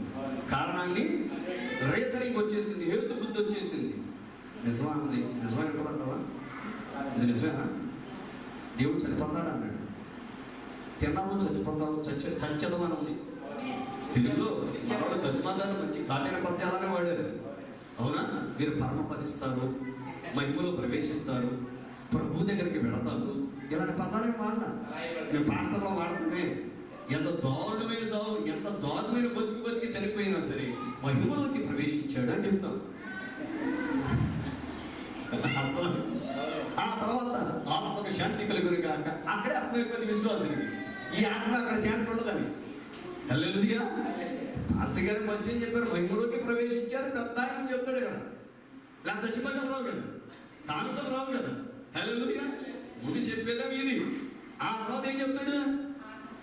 ఆత్మకు శాంతి అంటే విశ్వాసంతో మేక అర్థమైపోతాడు. ఆత్మకి శాంతి అంటే ఇక్కడ లేదు, శాంతి అక్కడే అంటే. హల్లెలూయా. అర్థమైందా? ఇప్పుడు అలాగే ఇప్పుడు ఇక్కడ దైవజనులో విశ్వాసులో పెద్దోళ్ళు పడే పద్యాలు ఎలా ఉండవు వాక్యంలో. చనిపోతాం అంతే. తిను దినమున నిశ్చయముగా నువ్వు నిశ్చయంగా చనిపోతావు. నువ్వు నిశ్చయంగా చనిపోతావు. అయితే దేవుడు చెప్పిందేమో తింటే చనిపోతావు, తింటే చనిపోతావు. సాతానుడు ఏం చెప్తున్నాడు? మీరు చావనే చావు, మీరు చావని చావు. ఇప్పుడు సాతాను మాట తీసుకోవాలా, దేవుని మాట తీసుకోవాలా? చెప్పాలి. ఇప్పుడు ఏ స్పందిస్తున్నారు బాగా తల్లులు? ఒకసారి స్తోత్రం చెప్పండి. ముచ్చటగా ఉంది ఇప్పుడు. ఇలా స్పందించాలి తల్లులు. యేసుకి స్తోత్రం చెప్పండి. హల్లెలూయా. మనం ఒక కుటుంబం కదా, అవునా? ఆదివారం వస్తుందంటే బాధ ఉండకూడదు, ఉత్సాహంగా ఉండాలి, సంతోషంగా ఉండాలి. వేటమాసం తినేటప్పుడు ఉన్న ఉత్సాహం, దేవుడి సన్నిధిలో వాక్యాన్ని భుజించేటప్పుడు కూడా ఉండాలి మనకి. హల్లెలూయా. అక్కడ తినేసి ఇక్కడ మందంగా చిట్టగా నెక్స్ట్ వారం ఇక ఉండవు ఇక్కడ మరి. అంతే కదా. నీకు దేవుడు ఏటమాసం పెట్టాడని ఫుల్గా తినేసి పూర్తిగా తినేసి ఎక్కడికి అన్నాం అనుకో, రేపు పొద్దున బెండకాయ కూర కూడా ఉండదు. అప్పుడు మన చర్చికి వెళ్ళే బెండకాయ కూర రాలేదు మాకు, కనీసం బెండకాయలు కూడా లేకుండా చేసాడు దేవుడు అని స్టేట్మెంట్ ఇచ్చేటట్టుగా. హల్లెలూయా. నీకు ఏటమాసం పెట్టినప్పుడు నమ్మకం అన్నావు అనుకో. హల్లెలూయా. అప్పుడు ఏదో రొయ్యలు పెడతాడు, నాటుకోడి పెడతాడు, అన్నీ పెడతాడు. అవునా కదా? యేసుకి స్తోత్రం చెప్పు. ఇంకా ఉత్సాహంగా చెయ్యెత్తి. అదే రైట్. సత్యం ఏమంటుంది? మీరు చావనే చావు. అంటే దేవుడు చెప్పిందని నమ్మాలా, సాతానుడు చెప్పింది నమ్మాలా? నీతిమంతుడు దేని మూలంగా జీవిస్తాడు? జ్ఞానం మూలంగా, అనుభవపూర్వక జ్ఞానం మూలంగా. అంతేనా?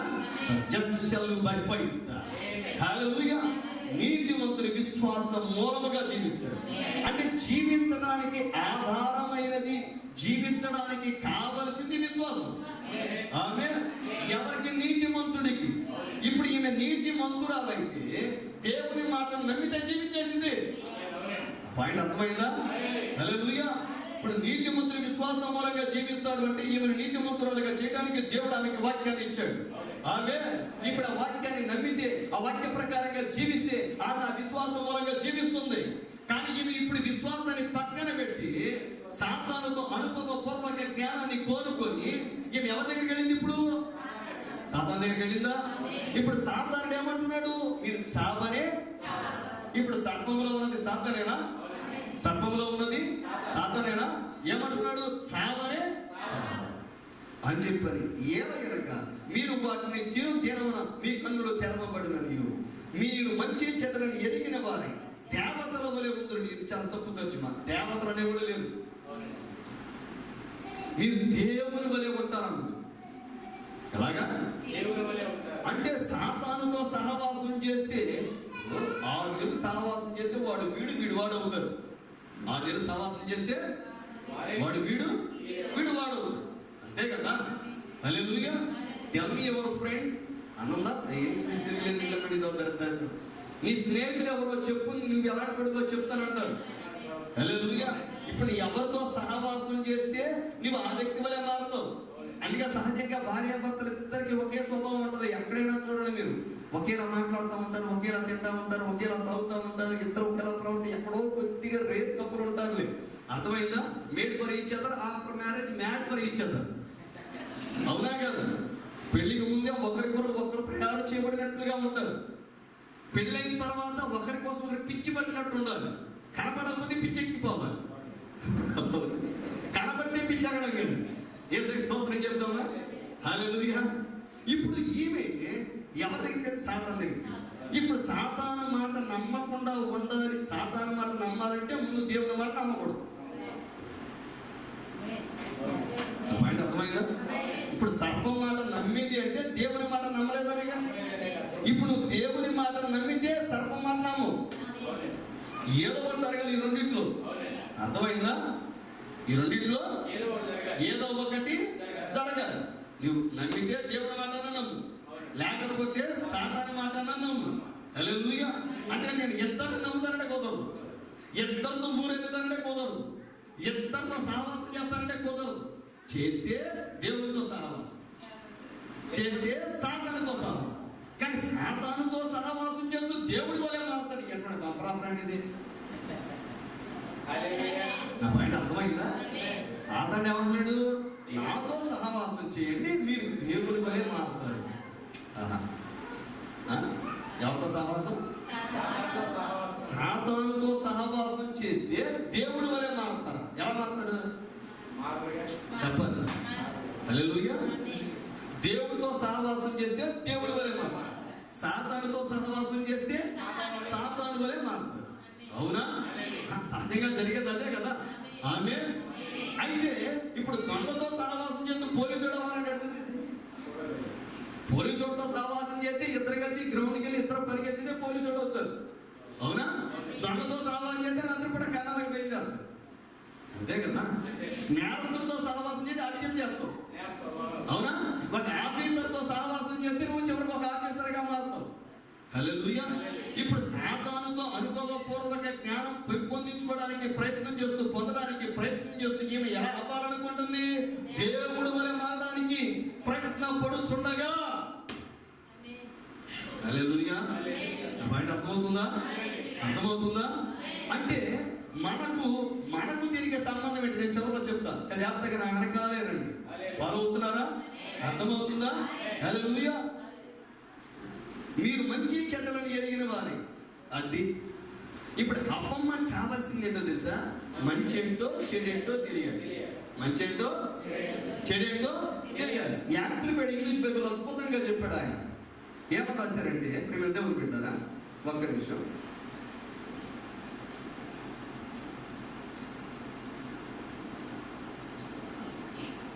మంచి చెడలే కాదు, దీవెనకు మరి విపత్తుకు మధ్యలో తేడా. దీవెనకు విపత్తు, ఆపదకి. దీవెనకు బ్లెస్సింగ్ అని కలామించి అన్నాడు. హల్లెలూయా. అంటే దీవెన లేకపోతే జీవితంలో సంభవించిన ఆపదలేగా, విపత్తులేగా, ఉపద్రవాలేగా. ఇప్పుడు ఈ తల్లికి దీవెనేంటో తెలుసు. ఇప్పుడు దీవెనే కాదు, ఉపద్రవం కూడా తెలుసుకోవాలనుకుంటుంది, విపత్తు కూడా తెలుసుకోవాలనుకుంటుంది. హల్లెలూయా. అవునా? నువ్వు సముద్రపు ఒడ్డును నిలబడి సముద్రపు గాలిని ఆస్వాదించు, సముద్రపు నీడను బట్టి ఆనందించు. సముద్రంలోకి వెళ్తానంటే అటువంటిది దేన్ని అనుభవించకూడదో దాన్ని అనుభవించకూడదు. హల్లెలూయా. దేన్ని ఆస్వాదించాలో దాన్ని ఆస్వాదించాలి, దేన్ని అనుభవించాలో దాన్ని అనుభవించాలి. ఆమె మనకు దేవుడు ఇచ్చే అనుభవాలన్నీ, దేవుడు ఇవ్వాలనుకుంటున్న అనుభవాలన్నీ వాక్యము చుట్టూనే ఉండాలి. యేసుకి స్తోత్రం చెప్తామా? వాక్యము చుట్టూనే మన అనుభవాలు ఉండాలి. నేను వరుసగా వాక్యాన్ని, ఈ ప్రవక్త బోధించిన వర్తమానాన్ని వరుసగా బోధించుకుంటూ వస్తున్నాను. మీరు చూడండి, అర్థమైందా? ఆ యొక్క టేబుల్లో వరుసగా ఉంటే ఇవన్నీ విశ్వాసము, పరిపూర్ణ విశ్వాసం, అర్థమవుతుందా? క్రియ ద్వారా వ్యక్తపరచబడిన విశ్వాసము, అర్థమవుతుందా? అవిశ్వాసం అంటే వేరే ఉంటా, మరియు ఈ యొక్క అనుభవపూర్వక జ్ఞానం, మరియు దాని అర్థం కాదులే, వెర్సెస్ అని దాని అర్థం కాదు, ఒకదాని కూడా వ్యతిరేకంగా ఉన్నాయని. అర్థమవుతుందా?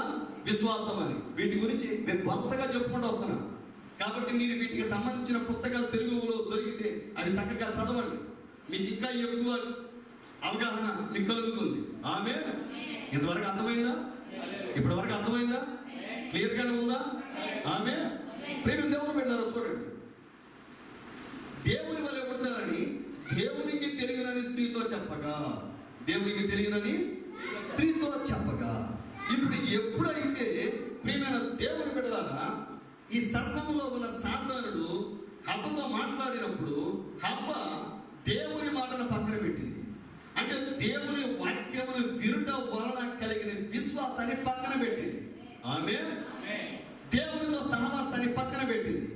దేవునితో ఆమెకున్నటువంటి అందమైన అనుభవాలు, ఆమేన్, ఒక అద్భుతమైన అనుభవాలు, క్రైస్తవ శిఖరాగ్ర స్థాయి అనుభవాలు, వీటన్నిటిని పక్కన పెట్టి ఎప్పుడైతే సర్పముతో ఒక అనుభవం కోరుకున్నదో, ఇప్పుడు ఈమె ఏం చేస్తుందో తెలుసా ప్రియమైన దేవుని బిడ్డలారా? సాతాను మాటకు చెవి యొక్కిన తర్వాత ఈ స్త్రీ దేన్ని చూసిందో తెలుసా? ఆ వృక్షము ఆహారమునకు మంచిది, ఆహారమునకు మంచిది. అంటే ఆ తోటలో ఉన్న మిగతా చెట్ల ఫలాలు ఏవి ఆహారానికి మంచివి కదా? అవి ఒక చెడువా? దేవుడు తినదగినవే కదా అక్కడ పెట్టింది. ఈ తోటలో ఉన్న చెట్ల ఫలములన్నింటినీ మీరు నిరభ్యంతరంగా తినొచ్చు అన్నాడు. అవునా? వితౌట్ ఎనీ అబ్జెక్షన్ నిరభ్యంతరంగా తినండి. అంటే తింటే బ్రతుకుతారనేగా. హల్లెలూయా. ఇప్పుడు ఈ స్త్రీ ఆ వృక్షాన్ని చూస్తుంది. అంతకు ముందు ఆమె చూసిన చూపి వేరు, ఇప్పుడు ఈ చూపి వేరు. ఎందుకంటే సాతాను మాటకు చెవి ఎక్కిందో, సర్పం యొక్క మాటకు చెవి ఎక్కిందో, దేవుని మాటను పక్కన పెట్టిందో, ఎప్పుడైతే ఈ వృక్షాన్ని చూడటం మొదలు పెట్టగానే వాస్తవానికి అది ఆహారానికి మంచిది కాదు, ఆహారానికి మంచిది కాదు. అవునా? తింటే మరణం, ఆహారం తింటే నీకు జీవం పొందాలి, తద్వారా బలము కలగాలి, తద్వారా నీ జీవితం కొనసాగాలి, అంతేగాని మరణించకూడదు. అర్థమవుతుందా? కానీ ఈ రోజు మీరు గమనించండి, దేవుడు మనకిచ్చిన ఆహారాలు అన్నీ కూడా మంచి, అలాగే గన్నేరు పప్పు మంచిది అనుకున్నాను. అర్థం చేసుకోండి. హల్లెలూయా. దేవుడు ఇచ్చిన ఆహారాలు ఆహారానికి మంచివి, దాంట్లో ఉన్నాయి తేడా మనకే తెలుసు. తోటకూర మంచిదని దేవుడు పాపం మన శాస్త్రవేత్తల ద్వారా రుజువు చేయించి మనకి తోటకూర ఇచ్చాడు. అర్థమవుతుందా? అంతేగాని మనం వెళ్ళి ఏది దొరికితే అది కోసుకొని వచ్చేసి దేవుడు సృష్టించాడు కదా అని చెప్పని ఏసేస్తే ఏలిసే శిష్యుల్లాగే ఉంటాం మనం కూడా. అర్థమైందా? ఎలి పాపం మన వాళ్ళు వెళ్ళిపోయి దానికి గుణం ఎరగక ఏంటది? గుణం ఎరగాలిగా. గుణం ఎరిగి దాన్ని ఏం చేయకపోయారు, దాన్ని తీసుకొచ్చి అక్కడ వేయాలి, కూరలో వేయాలి. హల్లెలూయా. ఏది పెడితే దొరికింది తీసుకొచ్చేది ఎలా కుదిరింది ఇంటికి? అవునా కదా? యేసుకి స్తోత్రం చెప్తామా? ఆమేన్. ప్రియమైన దేవుని బిడ్డలారా, ఆ స్త్రీ ఆ వృక్షం ఆహారమునకు మంచిది, కన్నులకు అందమైనది. అసలు వాస్తవానికి అది అందమైనది కాదు, వాస్తవానికి అందమైనది కాదు, వాస్తవానికి ఆహారానికి మంచిది కాదు. వివేకమిచ్చు రమ్యమైనది ఏమిటో చూచినప్పుడు ఆమె తన ఫలములలో కొన్ని తీసుకొని తిని తనతో పాటు తన భర్తకును ఇచ్చెను, అతడు కూడా తినెను. ప్రేమ దేవుని బిడ్డలారా గమనించండి. ఇప్పుడు ఈ రోజు సంఘం కూడా ఏం కోరుకుంటుందంటే వాక్యానికి విరుద్ధమైనటువంటి అనుభవాలను కోరుకుంటుంది. వాక్యానికి విరుద్ధమైన అనుభవాలను, అనుభవపూర్వక జ్ఞానాన్ని కోరుకోవడానికి ప్రయత్నం చేస్తుంది. హల్లెలూయా. అందుకే ఈ కాల ప్రవక్త ఏమన్నారో తెలుసా ప్రేమ దేవుని బిడ్డలారా? మీరు గమనించాలి, స్త్రీ సంఘానికి సాదృశ్యం. ఆమేన్. అర్థమవుతుందా? ఈ రోజు సంఘానికి దేవుడిచ్చింది స్వచ్ఛమైన దేవుని వాక్యం. ఆమేన్. అయితే ఈ స్త్రీ ఏం చేస్తుందో తెలుసా? పై మెరుగులు చూస్తుంది, కయ్యూను బలిపీఠాలను చూస్తుందా? కయ్యూను బలిపీఠం చాలా అందంగా ఉంది. ఉందా లేదా? చక్కగా ఫలాలు తీసుకొచ్చాడు, పూలు తీసుకొచ్చాడు, పండు తీసుకొచ్చాడు, చక్కగా అలంకరించాడు. ఈ రోజు సంఘ శాఖల బలిపీఠాలు, ప్రసంగ వేదికలను కూడా మిరుమిట్లు గొలిపేటటువంటి వెలుగుల చేత అలంకరించి ఏం చేస్తున్నారు అంటే ప్రియమైన దేవుని పెట్టారా, తద్వారా దేవుని యొక్క కృపను పొందుకుంటున్నామన్న భ్రమ ప్రజలకు కలగ చేస్తున్నారు. కానీ అది కయ్యూరు బలిపీఠం. హల్లెలూయా. కానీ హేబేలు బలిపీఠం రక్తం కారుచూ ఉన్నది. కానీ దేవుని యొక్క ప్రియమైన దేవుని పెట్టారా ఏంటది? దేవుని యొక్క బయలుపాటు అక్కడ ఉంది, దేవుని యొక్క అంగీకారం అక్కడ ఉంది, దేవుని యొక్క ఆమోదం అక్కడ ఉంది, దేవుని యొక్క విశ్వాసం అక్కడ ఉంది. ఉందా? దేవునితో సహవాసం చేయగలుగుతున్నాడు. ఎందుకంటే హేబేలు దేవుని యొక్క ఒక బయలుపాటును పొందుకొని దేవుని యొక్క మాటని విన్నవాడై ఆ మాట హృదయంలోకి ప్రవేశించి విశ్వాసంగా మారి ఇప్పుడు ఆ విశ్వాసమే అనుభవపూర్వక జ్ఞానంగా మారుతుంది. ఆ అనుభవపూర్వక జ్ఞానమే అతడు అర్పించినటువంటి గొర్రె పిల్ల. హల్లెలూయా. అర్థమవుతుందా? అర్థమవుతుందా? ఇప్పుడు అతడు దేవునితో ఒక శ్రేష్టమైన అనుభవాన్ని కలిగి ఉన్నాడు. ఆమేన్. ఇప్పుడు ప్రియమైన దేవుని బిడ్డలారా, నీ విశ్వాసము క్రియల ద్వారా వ్యక్తపరచబడినప్పుడు, నీ విశ్వాసము క్రియల ద్వారా వ్యక్తపరచబడినప్పుడు అది నీకు దేవునితో కలిగి ఉండే ఒక సర్వోత్కృష్టమైన ఒక శిఖరాగ్ర స్థాయి, ఒక ఉచ్చ స్థితిలో కలిగే అనుభవం అది. ఆమేన్. అర్థమవుతుందా? నీవు ప్రార్థన చేసేటప్పుడు నువ్వు పరిశుద్ధాత్మను పొందుకొని ఆ పరిశుద్ధాత్మను ప్రార్థన చేస్తున్నప్పుడు నీకు కలిగే అనుభవము ఈ ప్రపంచంలో కొన్ని వేల కోట్లు నీకున్న ఆ అనుభవంతో ఏది సరితోగదని మనం చేస్తున్నాం. ఆమేన్. అట్టి అనుభవము చేత నేను జీవితంలో దేనినైనా సాధించగలను, దేనినైనా జయించగలను, దేనినైనా పొందుకొనగలను అన్నటువంటి గొప్ప భరోసా నీ హృదయంలో కలుగుతుంది. అర్థమవుతుందా? అందుకే నీవు ఎల్లప్పుడూ కూడా నీ అనుభవాలన్నీ కూడా నీ అనుభవ పూర్వక జ్ఞానము దేవుని వాక్యము వలనే రావాలి సుమా. హల్లెలూయా. దేని వల్ల కలగాలి? దేవుని వాక్యము వలనే కలగాలి. ఆమేన్. నేను టీవీ వల్ల ఒక అనుభవాన్ని పొందుకోవాలండి, ఒక సినిమా వల్ల ఒక అనుభవాన్ని పొందుకోవాలండి, ఒక స్త్రీ వల్ల ఒక అనుభవాన్ని పొందుకోవాలండి, ఒక పురుషుని వల్ల ఒక అనుభవాన్ని పొందుకోవాలండి, ఒక సంఘ శాఖ వల్ల ఒక అనుభవాన్ని పొందుకోవాలండి. ఇవన్నీ కూడా తప్పుడు అనుభవాలే. చెయ్యొద్దు. ఆమేన్ చెప్తామా? యేసుకి స్తోత్రం చెప్తామా? ఆమేన్. ప్రియమైన దేవుని బిడ్డలారా, నీ అనుభవం, your experience must match with experience of God. నీ అనుభవము తప్పనిసరిగా దేవుని అనుభవముతో మ్యాచ్ అవ్వాలి. అర్థమవుతుందా? నీవు ఎన్నడూ కూడా దేవుని వాక్యానికి విరుద్ధమైన అనుభవాలు పొందడానికి ప్రయత్నం చేయదు. అది నిన్ను ఎంత టెంప్ట్ చేసినా, అది నిన్ను ఎంత శోధించినా, అది నిన్ను ఎంత పరీక్షించినా. హల్లెలూయా. ఎందుకంటే ప్రియమైన దేవుని బిడ్డలారా, ప్రవక్త చెప్తున్నారు, ఈరోజు సంఘానికి దేవుడు ప్రభువైన యేసుక్రీస్తు నామములో బాప్తిసం ఇచ్చాడు. అయితే వీళ్ళు సరికొత్త అనుభవాన్ని పొందాలని తండ్రి, కుమార, పరిశుద్ధాత్మ నామములో బాప్తిసం ఇస్తున్నారు. అవునా? హల్లెలూయా. పరిశుద్ధాత్మ బాప్తిసాన్ని పొందుకోవాలని చెప్తే బలిపీఠ మీద డ్యాన్స్ నేర్పించడం, అర్థమవుతుందా? పిచ్చి పిచ్చి పాటలు పాడించడం, రకరకాల ఇన్స్ట్రుమెంట్స్ పెట్టి సినిమా సంగీతాన్ని క్రైస్తవ సంగీతంలో మేళవించి ఫ్యూజన్ అని చెప్పి, బ్లెండ్ అని చెప్పి, మెడ్లీ అని చెప్పి సంఘాన్ని ఏ స్థితిలోకి నడిపిస్తున్నారో తెలుసా ప్రియమైన దేవుని బిడ్డలారా? హల్లెలూయా. నా పాయింట్ అర్థమవుతుందా? ఆమేన్. ఎందుకంటే మానవునికి కావలసింది పరిశుద్ధాత్మ యొక్క అనుభవం. అంతేగాని వాక్యానికి విరుద్ధమైనటువంటి అనుభవ పూర్వక జ్ఞానం ఎప్పటికైనా నీకు చెరుపు చేస్తుంది, ఎప్పటికైనా నీ జీవితానికి హాని చేస్తుంది, ఎప్పటికైనా నీ జీవితాన్ని నష్టపరుస్తుంది. కానీ వాక్యం ద్వారా కలిగే అనుభవ పూర్వక జ్ఞానం నీకు తొలుత అది చేదుగా అనిపించిన చిట్ట చివరికి దాని ఫలాలు అత్యంత మధురముగా ఉంటాయి. హల్లెలూయా. వాక్యాన్ని వినేటప్పుడు కష్టం అనిపించవచ్చు, దాన్ని నెరవేర్చేటప్పుడు ఇంకా కష్టంగా అనిపించవచ్చు, నేను నువ్వు తగ్గించుకోవాల్సి రావచ్చు, నీ చిత్తాన్ని పక్కన పెట్టాల్సి రావచ్చు, నీ సంకల్పాన్ని వదిలేసుకోవాల్సి రావచ్చు, నీ జీవితంలో నీ లక్ష్యాలు, నీ దిగంతాలు ఇవన్నీ మారిపోవచ్చు. కానీ ఒక్క రోజు మాత్రం జయశాలిగా నిలబడతావు. ఒక్క రోజు మాత్రం ఈ లోకంలోనే దేవునికి ఇష్టమైన బిడ్డగా, దేవునికి ప్రియమైన బిడ్డగా, దేవునికి ఎంతో ప్రీతి పాత్రమైన వ్యక్తిగా, దేవుని హృదయానుసారుడిగా, దేవుని ఇష్టానుసారుడిగా నీవు జయకరమైన జీవితాన్ని జీవిస్తూ నిలబడుతుంది. హల్లెలూయా. యేసుకి స్తోత్రం. చెప్తామా? ప్రియమైన దేవుని బిడ్డలారా, సాతాను మాట వినాలి అంటే ముందు దేవుని మాటను ప్రక్కన పెట్టాలి. దేవుని మాటను, అవునా, మోసే తన మాటను నెరవేర్చడానికి, తన పంతాన్ని నెగ్గించుకోవడానికి దేవుని మాటను పక్కన పెట్టాడు. పాయింట్ అర్థమైందా? ఎంత గొప్ప దైవజనుడు అనేది ప్రాముఖ్యం కాదు ఇక్కడ. అర్థమవుతుందా? దేవుని చేతిలో త్రాసు ఉంది. You are being weighed in the balance of God. దేవుని చేతిలో ఉన్న త్రాసులో తోచబడుతున్నావు. అర్థమవుతుందా?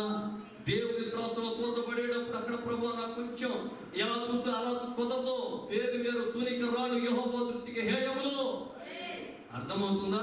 నీకు మార్కెట్లో ద్రాక్ష కొనడానికి వెళితే వాళ్ళు రకరకాల తునికిరాలు ఉపయోగించవచ్చు, కానీ దేవుని దగ్గర అరగదీసిన తునికిరాలు ఏమి లేవు. అర్థమవుతుందా? కానీ స్థాయిని బట్టి చూస్తాడు. గుర్తుపెట్టుకో. నీకు ఇచ్చిన అనుభవాలను బట్టి చూస్తాడు, నీకు ఇచ్చిన హోదాను బట్టి చూస్తాడు. హల్లెలూయా. అర్థమవుతుందా? నీకెంత ఎక్కువ బాధ్యత అప్పగిస్తే, నీకెంత ఎక్కువ వాక్యాన్ని నీకు నేర్పిస్తే, ఎంత ఎక్కువ అనుభవాలు నీకు కలుగజేస్తే, ఎంత ఎక్కువగా నీకు వరాలు ఇస్తే, ఎంత ఎక్కువగా తలాంపులిస్తే, ఎంత ఎక్కువగా దేవుని దృష్టిని గొప్పవారిగా దేవుడు భావిస్తే అంతకు తగ్గట్లుగా నేను తోస్తాడు. అర్థమవుతుందా? హల్లెలూయా. యేసుకి స్తోత్రం చెప్తామా? ఆమేన్. మరి ఆడు చేసిన తప్పే, నేను చేసిన తప్పు, ఒకటే తప్పుకి ఏంటయ్యా ఎలాంటి శిక్షలు? మరి ఆడికి ఇచ్చింది నీకు ఇవ్వనా? ఏమంటాడు? అర్థమైందా? ఆ పేదోడు తప్పు చేశాడండి, మరి నేను పెద్దని, నేను తప్పు చేస్తున్నాను, నేను గొప్పలు పట్టుకెళ్తాను. నన్ను సెన్స్ అంటాడు. హల్లెలూయా. నేను పేదోడిగా చేయలేదుగా, నేను గొప్పలు తినడానికి, నేను పెద్దగా చేశాను. హల్లెలూయా. అయ్యా పెద్ద తీసుకొచ్చి నాడమంటే నేను ఎత్తున ఎందుకు తేవాలి? Non sense. షడప్ ప్రధాన యాజకుడిది తీసుకురా, ఎంతో కట్ట లక్ష. ఆమేన్. తప్పొకటి స్థాయిని బట్టి శిక్ష మారుతుంది. గుర్తుపెట్టుకో ప్రియమైన దేవుని బిడ్డలారా. హల్లెలూయా. వింటున్నారా? దొంగతనం చేసి కూడా రోజు ఎన్ని కన్నాలు వేసిన వాడిని తీసుకెళ్లి జైల్లో పెడతారు. కానీ ఒక జడ్జి గారంట ఎక్కడికి వెళ్ళాడు? ఒక ఫంక్షన్కి వెళ్ళి స్పూన్ కనపడితే దాన్ని తీసుకుని కోట్లు వేసుకున్నాడు. కోట్ జేబులు. ఏంటది? దాని ఇంగ్లీష్లో క్లెప్టోమానియా అంటారు. దాని పేపర్లో వేసారో తెలియదు, దీని పేపర్లో వేసారు. అర్థమైందా? ఈ జడ్జి గారు ఏదో ఆడేమో ఇల్లు దోసుకేసి నిలిపాడు. అర్థమవుతుందా? చంపేశాడు, మొత్తం జనాలని మొత్తం ఈ లోపల అన్ని దోసుకుని వెళ్ళిపోయాడు. మరి జడ్జి గారు దొంగిలించింది స్పూను. జడ్జి గారు దొంగిలించింది స్పూను. ఇప్పుడు ఏది ఎక్కువ చెప్పుకుంటారు? చెప్పాలి. ఇప్పుడు జడ్జి గారు కూడా ఎక్కడికి వెళ్ళారు? ఇప్పుడు సార్ నేను స్పూన్ అంటే, సార్ మీరు స్పూనే దొంగిలించింది చెంచా. ఏంటిది? చెంచా. కానీ ఇప్పుడు ఎక్కడ ఉన్నారు మనడు? బోన్లు. ఎక్కడ? బోన్లు. నేను దొంగిలించింది పెద్ద ఖరీదైంది కాదండి. నువ్వు జడ్జి అయ్యా. ఏంటది? నువ్వు జడ్జి, నువ్వు న్యాయాధిపతివి, తీర్పు తీర్చవలసిన వ్యక్తివి. హల్లెలూయా. అర్థమవుతుందా? అంతేకాదు, ఇంకో విషయం గుర్తుపెట్టుకోండి. చాలా మంది ఏమనుకుంటారంటే, అద్భుతమైన విషయం చెప్తారు.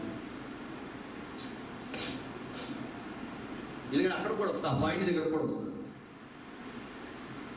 మనం తప్పు చేస్తే ఒక రకమైన శిక్ష. మనం తప్పు చేస్తే, లోకస్తులు తప్పు చేస్తే ఒక రకమైన శిక్ష, లోకస్తులు తప్పు చేస్తే ఇంకో రకమైన శిక్ష. మన క్రైస్తవులకు ఎప్పుడు ఉండే ఒక డౌట్ ఏంటో చెప్పను, ఒక అద్భుతమైన సందేహం. లోకస్తులు తప్పు చేస్తే అక్కడ శిక్షించట్లేదు అంతా, మనం తప్పు చేస్తే రేపెట్టేస్తారా బాబు. ఎంత తప్పు చేసినా ఎంత బాగా శిక్ష చేస్తున్నాడు. మనకు న్యాయవంతులు అసలు కానే కాడండి, అవునా? కానీ మూలన మాత్రం అయాను న్యాయవంతుడు, నీ తీర్పులు సత్యముని, నీ తీర్పులు న్యాయముని. కానీ భయవిడికి లోపల అనకపోతే ఇంకేడా శ్రీ పెడతాడని భయం, అనకపోతే ఇంకేడ ఉతికాలన్నాడు అని చెప్పి భయంతో తప్ప అనుభవిస్తూ బాధ, కష్టం అనిపిస్తూ, తీర్పును అనిపిస్తూ, శిక్షణ అనిపిస్తూ, ఉగ్రతను భరిస్తూ అయాను న్యాయవంతుడు అని అనకపోతే దానికి కూడా ఎంతడని టెన్షన్. హల్లెలూయా. ఏసు రక్తమే చేయం, అది కదనుకోవడం మంది. హల్లెలూయా. మనం లోకస్తులను చూస్తే వాడు చేసే తప్పులు మనం చేసే తప్పులు పెద్ద తేడా ఉండదు, పెద్ద తేడా ఉండదు. మనం అందరితో పోల్చుకుంటాం కదా. పోల్చుకుంటాం లేదా? వాడికి ములుగుచ్చుకుందంటే మనకు కూడా ములుగుచ్చుకుంటే సమ్మగా హాయి ఉండదు, అవునా కదా? అదే వాళ్ళకే ములుగుచ్చుకొని మనకే ములుగుచ్చుకొని వాళ్ళకి గుచ్చుకోలేదు అనుకో, మన బాధ ఎప్పుడు పోద్ది? మనకు ముల్లై వాళ్ళకి మేలు అయింది అనుకోండి, మనకు ముల్లై వాళ్ళకి మేలు గుచ్చుకుంటే నాకు ముల్లే అంటే ముళ్ళు గుచ్చుకున్న బాధ ఉంది, కానీ అది మర్చిపోయాం. ఏంటది? అది మర్చిపోయాం. హల్లెలూయా. ఆ పాయింట్ అర్థమవుతుందా? మనకు వచ్చే సందేహాలకు జవాబు చెప్తున్నా. మనకు వచ్చే సందేహాలు ఏంటంటే మనం ప్రజలతో పోల్చుకుంటాం, లోకస్తులతో పోల్చుకుంటాం. వాళ్ళు ఎలా అభివృద్ధి చెందుతున్నారు, వాళ్ళు ఏ తప్పులు చేస్తున్నారు, వాళ్ళకి ఏ శిక్షలు వస్తున్నాయి. మనం ఎప్పుడు స్కానింగ్ మిషన్ కదా, మనం స్కాన్ చేసుకోవడం చాలా అవుతుంది. మనం ఎల్లప్పుడు ఏంటంటే ఏదైనా మీటింగ్కి వెళ్ళేటప్పుడు బయట ఒకటి ఉంటుంది స్కానర్, దాన్ని పట్టుకుని తిరుగుతూ ఉంటాం. వెళ్ళి ఎవరు కనపడితే అలా దండం దోచేస్తూ ఉంటాం. హల్లెలూయా. అవునా కదా? స్కాన్ చేసి డిస్కస్ రిపోర్ట్ లాగానే పేరులాగా మనం చదివేయాలని ఆశ మనకి, అవునా? మనం ఏమనుకుంటామంటే మనం చేసే తప్పే పలానాడు చేస్తే వాడికి చిన్న శిక్ష వేసినట్టుగా అనిపించింది, కానీ నేను చేసిన అదే తప్పు ఇది చేస్తే దేవుడు నాకు ఎంత పెద్ద శిక్ష వేసాడేంటి? రైట్, అక్కడికే వస్తున్నాను. హల్లెలూయా. అర్థమైందా? నీవు దేవుని సైన్యంలో సైనికుడవు, దేవుని సైన్యంలో సైనికుడవు. హల్లెలూయా. నీవు ఎక్కడ నీవు తప్పు చేసావంటే ఒక శిక్ష అంటారు, నీవు చేసే అదే తప్పే సైనికుడు చేశాడు అనుకో శిక్ష ఎక్కువ. అర్థమైందా? వాళ్ళకి న్యాయస్థానాలు వేరు, మన న్యాయస్థానాలు వేరు, మన కోర్టులు వేరు, వాళ్ళ కోర్టులు వేరు. హల్లెలూయా. అర్థమవుతుందా? వాళ్ళకున్న సౌకర్యాలు వేరు, మనకున్న సౌకర్యాలు వేరు, వాళ్ళకున్న స్థాయి వేరు, మన స్థాయి వేరు, వాళ్ళ హోదా వేరు, మన హోదా వేరు, వాళ్ళ అంతస్తు వేరు, మన అంతస్తు వేరు. అలాగే ఈ లోకంలో ప్రజలు ఒక ఘటన కడుతున్నాడు దేవుడు, మనందరినీ ఒక ఘటన కడుతున్నాడు. అర్థమైందా? హల్లెలూయా. మన స్థాయి, మన అంతస్తు, మన హోదా, మన సౌకర్యాలు, మనకు ఉన్నటువంటి సమస్తము దేవుని దృష్టిలో ఘనమైనవి. అదే సమయంలో నీవు చిన్న తప్పు చేసిన దానికి ఇచ్చే శిక్ష మిలిటరీ పనిష్మెంట్. ఏంటది? అర్థమైందా? మిలిటరీ వాళ్ళ తప్పు చేస్తే ఎలా చంపుతారు తెలుసా? మననైతే ఉరి శిక్ష చేస్తారేమో, లేకపోతే లైఫ్ ఇంప్రిజన్మెంట్ వేస్తారేమో, అంటే జీవితకాలపు శిక్ష. వాళ్ళు అలా చేయరు, అరికాల నుంచి పేక వరకు అలా కాల్చుకుంటూ చంపేస్తారు. బయట అర్థమైందా? అది గొప్పసారి ఎవరు చనిపోవాలనుకోరు కదా. ఒక బుల్లెట్ తగిలితే ఆ బుల్లెట్ ఇలా గుచ్చుకొని వెనక్కి వచ్చేటప్పటికి ఇస్సం తిరిగి వెనకాల పుచ్చి బయటకు వచ్చింది. వెళ్ళేదో ఇక్కడ ఎంతే కనిపించింది, మనకి చూసేవాళ్ళకి ఎంత కనిపిస్తుంది? ఎంతే కనిపిస్తుంది. కానీ అది మనమే చెప్తారు సత్తారని, అది ఎట్టా లోపలికి వెళ్తున్నప్పుడు అర్థమవుతుందా? మనకి చూసేటప్పుడు చిన్న బుల్లెట్ కదా దూరింది అనిపిస్తుంది, కానీ వెనక వీపు ఉండదు. హల్లెలూయా. వెనకాల ఎంత పెద్ద పెంచి ఉంటుంది. ఎందుకని ఇది డ్రిల్ చేసుకుంటూ వెళ్ళేటప్పుడు బయటకు వచ్చేటప్పటికి ఎంత వస్తుంది వెనక. అర్థమవుతుందా? మరి ఇప్పుడు అలాంటిది అరికాల నుంచి ఎక్కడ వరకు టప్ప టప్ప టప్ప టప్ప కాల్చుకుంటే ఎలా ఉంటుంది? ఇప్పుడు ఎందుకో తెలుసా అలా చంపుతారు? ఇంకెవరు కూడా అలాంటి పని చేయకూడదు. యేసుకి స్తోత్రం చెప్తామా? హల్లెలూయా. ఈ సైనికుడు చనిపోయేటప్పుడు ఎంత బాధపడతాడు? ఇప్పుడు కాలంలో బుల్లెట్ దిగింది, ఎంత ఏడుపు వస్తుంది, ఎంత గిలగిల కొట్టుకుంటా ఉంటాడు. ఒకేసారి గుండెలోకి కాల్ చేస్తే క్లోజ్ రేంజ్ లో ఇంకా ఒక్క సెకండ్లో చనిపోతాడు. అంటే అలా సంపర్గా బాధను అనుభవిస్తూ ఇప్పుడు చూసేవాళ్ళకు కూడా టెన్షన్ పట్టాలి, చూసేవాళ్ళకు కూడా టెన్షన్ పట్టాలి. అమ్మో ఈ తప్పు నేను పొరపాటును కూడా చేయకూడదని. హల్లెలూయా. ఇప్పుడు మరి మనకన్నా శిక్ష చేయరు. మనం ఏదైనా తప్పు చేస్తే ఊరు శిక్ష చేస్తారు. ఎక్కడ వేస్తారు? అందరికి చూపించేస్తారండి. చెప్పాలి, ఎవరికి తెలియకుండా ఎక్కడో లోపల పాప తల నుంచి ఊరు తీసి వెళ్ళిపోతాడు అంతే. హల్లెలూయా. అర్థమవుతుందా? కానీ అదే సైన్యంలో ఉండి నీవు తప్పు చేస్తే, నువ్వేం చేసి తప్పు చేస్తే చంపేది ఎలా ఉంటుంది? అర్థమవుతుందా? ఎందుకంటే మిగతా సైనికులందరి సమక్షంలో అలా చేస్తున్నప్పుడు, ఈ సైనిక అధికారులు అలా చేస్తున్నప్పుడు మిగతా సైనికులు ఎవరైనా సరే ఆ తప్పు చేయడానికి సాహసిస్తారా? చెప్పాలి. యేసుకి స్తోత్రం చెప్తామా? ఆమేన్. ఇప్పుడు ప్రియమైన దేవుని బిడ్డలారా, ఒక విషయం మీరు గమనించాలి. మనకు సౌకర్యాలు ఎక్కువ, హోదా ఎక్కువ, అంతస్తు ఎక్కువ, శిక్షలు కూడా ఎక్కువ. ఇప్పుడు ఎవరు ఆమె చెప్పలేదు, నాకు తెలిసి ఆ విషయం. అర్థమైందా దేవుడు పెట్టారా? ఇప్పుడు హవ్వకి ఇచ్చిన స్థాయి గొప్పదేగా, అంతస్తు గొప్పదేగా, హోదా గొప్పదేగా, శిక్ష కూడా గొప్పదే. అర్థమవుతుందా? హల్లెలూయా. కానీ మన జీవితాలు మనం చూసుకున్నప్పుడు మనకి టెన్షన్ వచ్చేస్తుంది. మనకి పెద్ద పెద్ద శిక్ష వచ్చినప్పుడు మనం అనుకుంటాం, మనం చేసి ఇప్పుడు సహజంగా మనకేమనిపిస్తుంది అంటే, ఏమనుకోకండి, మనం విశ్వాసం కదా, మనందరం మన ఫ్యామిలీ ఒకే కుటుంబంగా, సహజంగా ఎవరికైనా ఏదైనా పెద్ద శిక్ష వచ్చింది, ఏ యాక్సిడెంట్ అయింది అనుకోండి, ఎంత తప్పు చేస్తుంటాడు వీడు, ఎంత ఘోరమైన పాపం, హాస్య పాపం, ఎంత పాపం అని మనమే సర్టిఫికేట్ రాసేస్తాం ఇమీడియట్ కూర్చొని. హల్లెలూయా. కానీ నీకు అర్థం కాదు, ఒక చిన్న తలంపును బట్టి కూడా కలిగిపోవచ్చు. చిన్న తలంపును బట్టి కూడా కలిగిపోవచ్చు. అదేంటండి, తలంపుకే కలిగిపోద్దా? మరి అదే అన్నిటికన్నా గ్రేట్, అదే గొప్పది, అదే అన్నిటికన్నా డేంజరస్, అపాయకరమైన తలంపు. ఎందుకో తెలుసా? ముందు తలంపు వస్తుంది, ఆ తలంపు మాట అయింది, ఆ మాట క్రియ అవుతుంది, క్రియ కార్యం అవుతుంది, ఆ కార్యమే అలవాటు అవుతుంది, ఆ అలవాటే వ్యక్తిత్వం అవుతుంది. కాబట్టి దేవుడు ఏది చేసినా ఆయన ఆదిలోని మొక్క దశలోని తను తుంచేసే దేవుడు. కాబట్టి నీకు ఆలోచన రావగానే ఏంటది చెప్పుకోవచ్చు. ఏసీ స్తోత్రం. ఇబ్బంది ఏమన్నా? హల్లెలూయా. అర్థమైందా? నీకు ఆలోచన రావటమే ఆలస్యం మొదలెడతాడు దేవుడు. ఆలోచన రావడం ఆలస్యం మొదలెడతాడు. కానీ మనకు ఆలోచన వచ్చినా కూడా మనం దేవుడికి లోపడం, దట్ ఈస్ ద మ్యాటర్. అదే కోపం, అదే ముచ్చట మనం. హల్లెలూయా. రాని చూద్దాం, రాని చూద్దాం. అసలు వచ్చిందంటావా? నేను ఆలోచించింది ఆలోచనేగా, నేను ఆలోచించింది ఆలోచనేగా, నేను మాట్లాడింది మాటేగా, నేను తప్పు చేయలేదుగా, నేను పొరపాటు చేయలేదుగా, రైట్, ఓకే. కానీ ఈ పాపం అనేది ముందు ఏ దశలో ఉంది? అవునా? హల్లెలూయా. అర్థమవుతుందా? వాక్యాన్ని మనం పాజిటివ్ గా తీసుకుందాం. దేవుని బిడ్డలారా, అర్థమైందా? నెగిటివ్ గా తీసుకోకండి. చక్కగా సానుకూల ధోరణితో దాన్ని స్వీకరిద్దాం. ఎందుకంటే సానుకూల దృక్పథంతో స్వీకరిస్తే దానికి సంపూర్ణంగా లోపడతాం. హల్లెలూయా. లోపడితే తదుపరి ఏముండదు? శిక్ష ఉండదు, ఉగ్రత ఉండదు. యేసుకి స్తోత్రం చెప్తాం. హల్లెలూయా. ప్రియమైన దేవుని బిడ్డలారా, మీరు ఒకటి గమనించాలి. ఇప్పుడు ఆకానికి శిక్ష వచ్చిందా లేదు? అవునా? ఇప్పుడు ఆకానికి దేవుడు ఏమన్నాడు? ఒక ఆజ్ఞ ఇచ్చాడు, ఇశ్రాయేలులందరికీ ఆజ్ఞ ఇచ్చాడు. అవునా? అయితే ఈ ఆజ్ఞ ఆకానికి కూడా ఇచ్చాడుగా. అవునా? మిగతా వాళ్ళు దాని అనుభవ పూర్వక జ్ఞానం సంపాదించాలని అనుకోవాలా? ఆజ్ఞను ఆజ్ఞగానే చూశారు.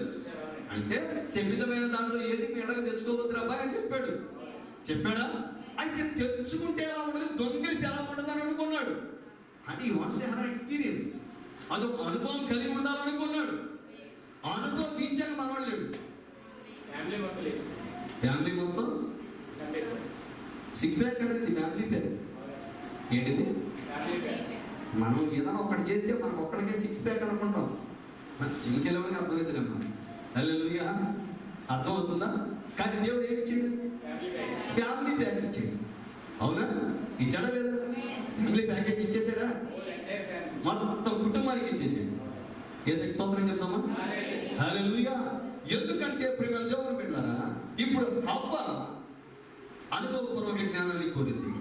అనుభవపూర్వక జ్ఞానాన్ని హవ్వ కోరటమే కదా, ఆకాను కోరాడా లేదు? బైబిల్లో ఎంతో మంది ఉన్నారా? They want to have the wisdom. అర్థమైందా? గెహజీ కూడా ఏమనుకున్నాడు? వెండి బంగారాలు దాసీలు అవన్నీ కాదు ఆయన కోరుకోవాలనుకుంది. ఏదో పాపం బట్టలో 2 జతల బట్టలో ఏమన్నా కొంచెం వెండి బంగారం, అవునా కదా, తెలుసుకోవాలనుకున్న ఒక అనుభవం కోరుకున్నాడు. అర్థమైందా? కానీ ఏమొచ్చింది? కుష్ఠవ్యాధి వచ్చిందా? చెప్పాలి. ప్రేమ దేవుని బిడ్డలారా, హల్లెలూయా. దేవుని వాక్యం ఏకీభవిద్దాం, సంతోషంగా ఏకీభవిద్దాం. ఆమేన్. ఎప్పుడైతే ఈ అనుభవం వచ్చిన తర్వాత మరలా అటువంటి అనుభవ పూర్వక జ్ఞానాన్ని కోరుకోగలరా? ఎందుకంటే వచ్చింది కుష్ఠరోగం, అవునా కదా. ఇప్పుడు మిరియాము ఉంది, మిరియామే మోషే పెళ్లి చేసుకున్నాడు. మోషే అది ఎవరి ప్రాబ్లం? మోషే ప్రాబ్లం. అది మోషే సమస్య, మిరియాం సమస్య కాదుగా. మనం తీసుకొచ్చి మిరియాం ఇంట్లో పెడితే అన్న నువ్వు ఎందుకు పెళ్లి చేసుకున్నావు, లేకపోతే తమ్ముడు నువ్వు ఎందుకు పెళ్లి చేసుకున్నావు, నువ్వు నా ఇంటికి ఎందుకు తీసుకొచ్చావా అన్నారు. చేసుకుంటే మోషే. అది మోషేకు దేవునికి మధ్యలో ఉన్న సమస్య. మరి నీకెందుకు కబురు చేత పట్టుకుని శుభ్రంగా వెళ్ళి పాక పట్టుకునేదానికి? అవునా కదా? నీ పని ఏంటి? తొంభై చేత పట్టుకోవడం, ప్రజల ఆరాధన నడిపించడం, చక్కగా పాటలు పాడటం. అవునా? నీ పని అది కదా. అలా ఇవన్నీ పెళ్లి చేసుకున్నాను. ఈయనెవరు? దైవజనుడు. ఈయనెవరు? ప్రవక్త. హల్లెలూయా. ఈయన ఎప్పుడైతే ప్రశ్నించగానే ఇప్పుడు ఎవరికి కుష్ఠరోగం వచ్చింది? ఇప్పుడు మిరియాన్ని ఏమన్నా పడింది తెలుసా? అడిగాను అంతేగా. ఏమన్నా ఆయన పెళ్లి చేసుకున్నాడు, నేను అడిగాను ఇదే తప్ప నాకే కుష్ఠరోగం రావాలా? అందుకే కుష్ఠరోగం రావాలా? దేవుడు న్యాయవంతుడా? దేవుడు దళితుడికి వచ్చాను ఉంటాడా? నా పక్షాన్ని ఉంటాడా? ఆయన ప్రవక్త, నేను ప్రవక్తిని. నేను షీఈస్ ఆల్సో ప్రొఫెస్. అవునా కదా? కానీ నీవు ఎవరి దాంట్లో ఏ రెట్టకూడదో కారెట్టకూడదు. అర్థమైందా? ఎవరిది వాళ్ళదే. అందుకే చర్చిలో మీకు చెప్పేది అదే.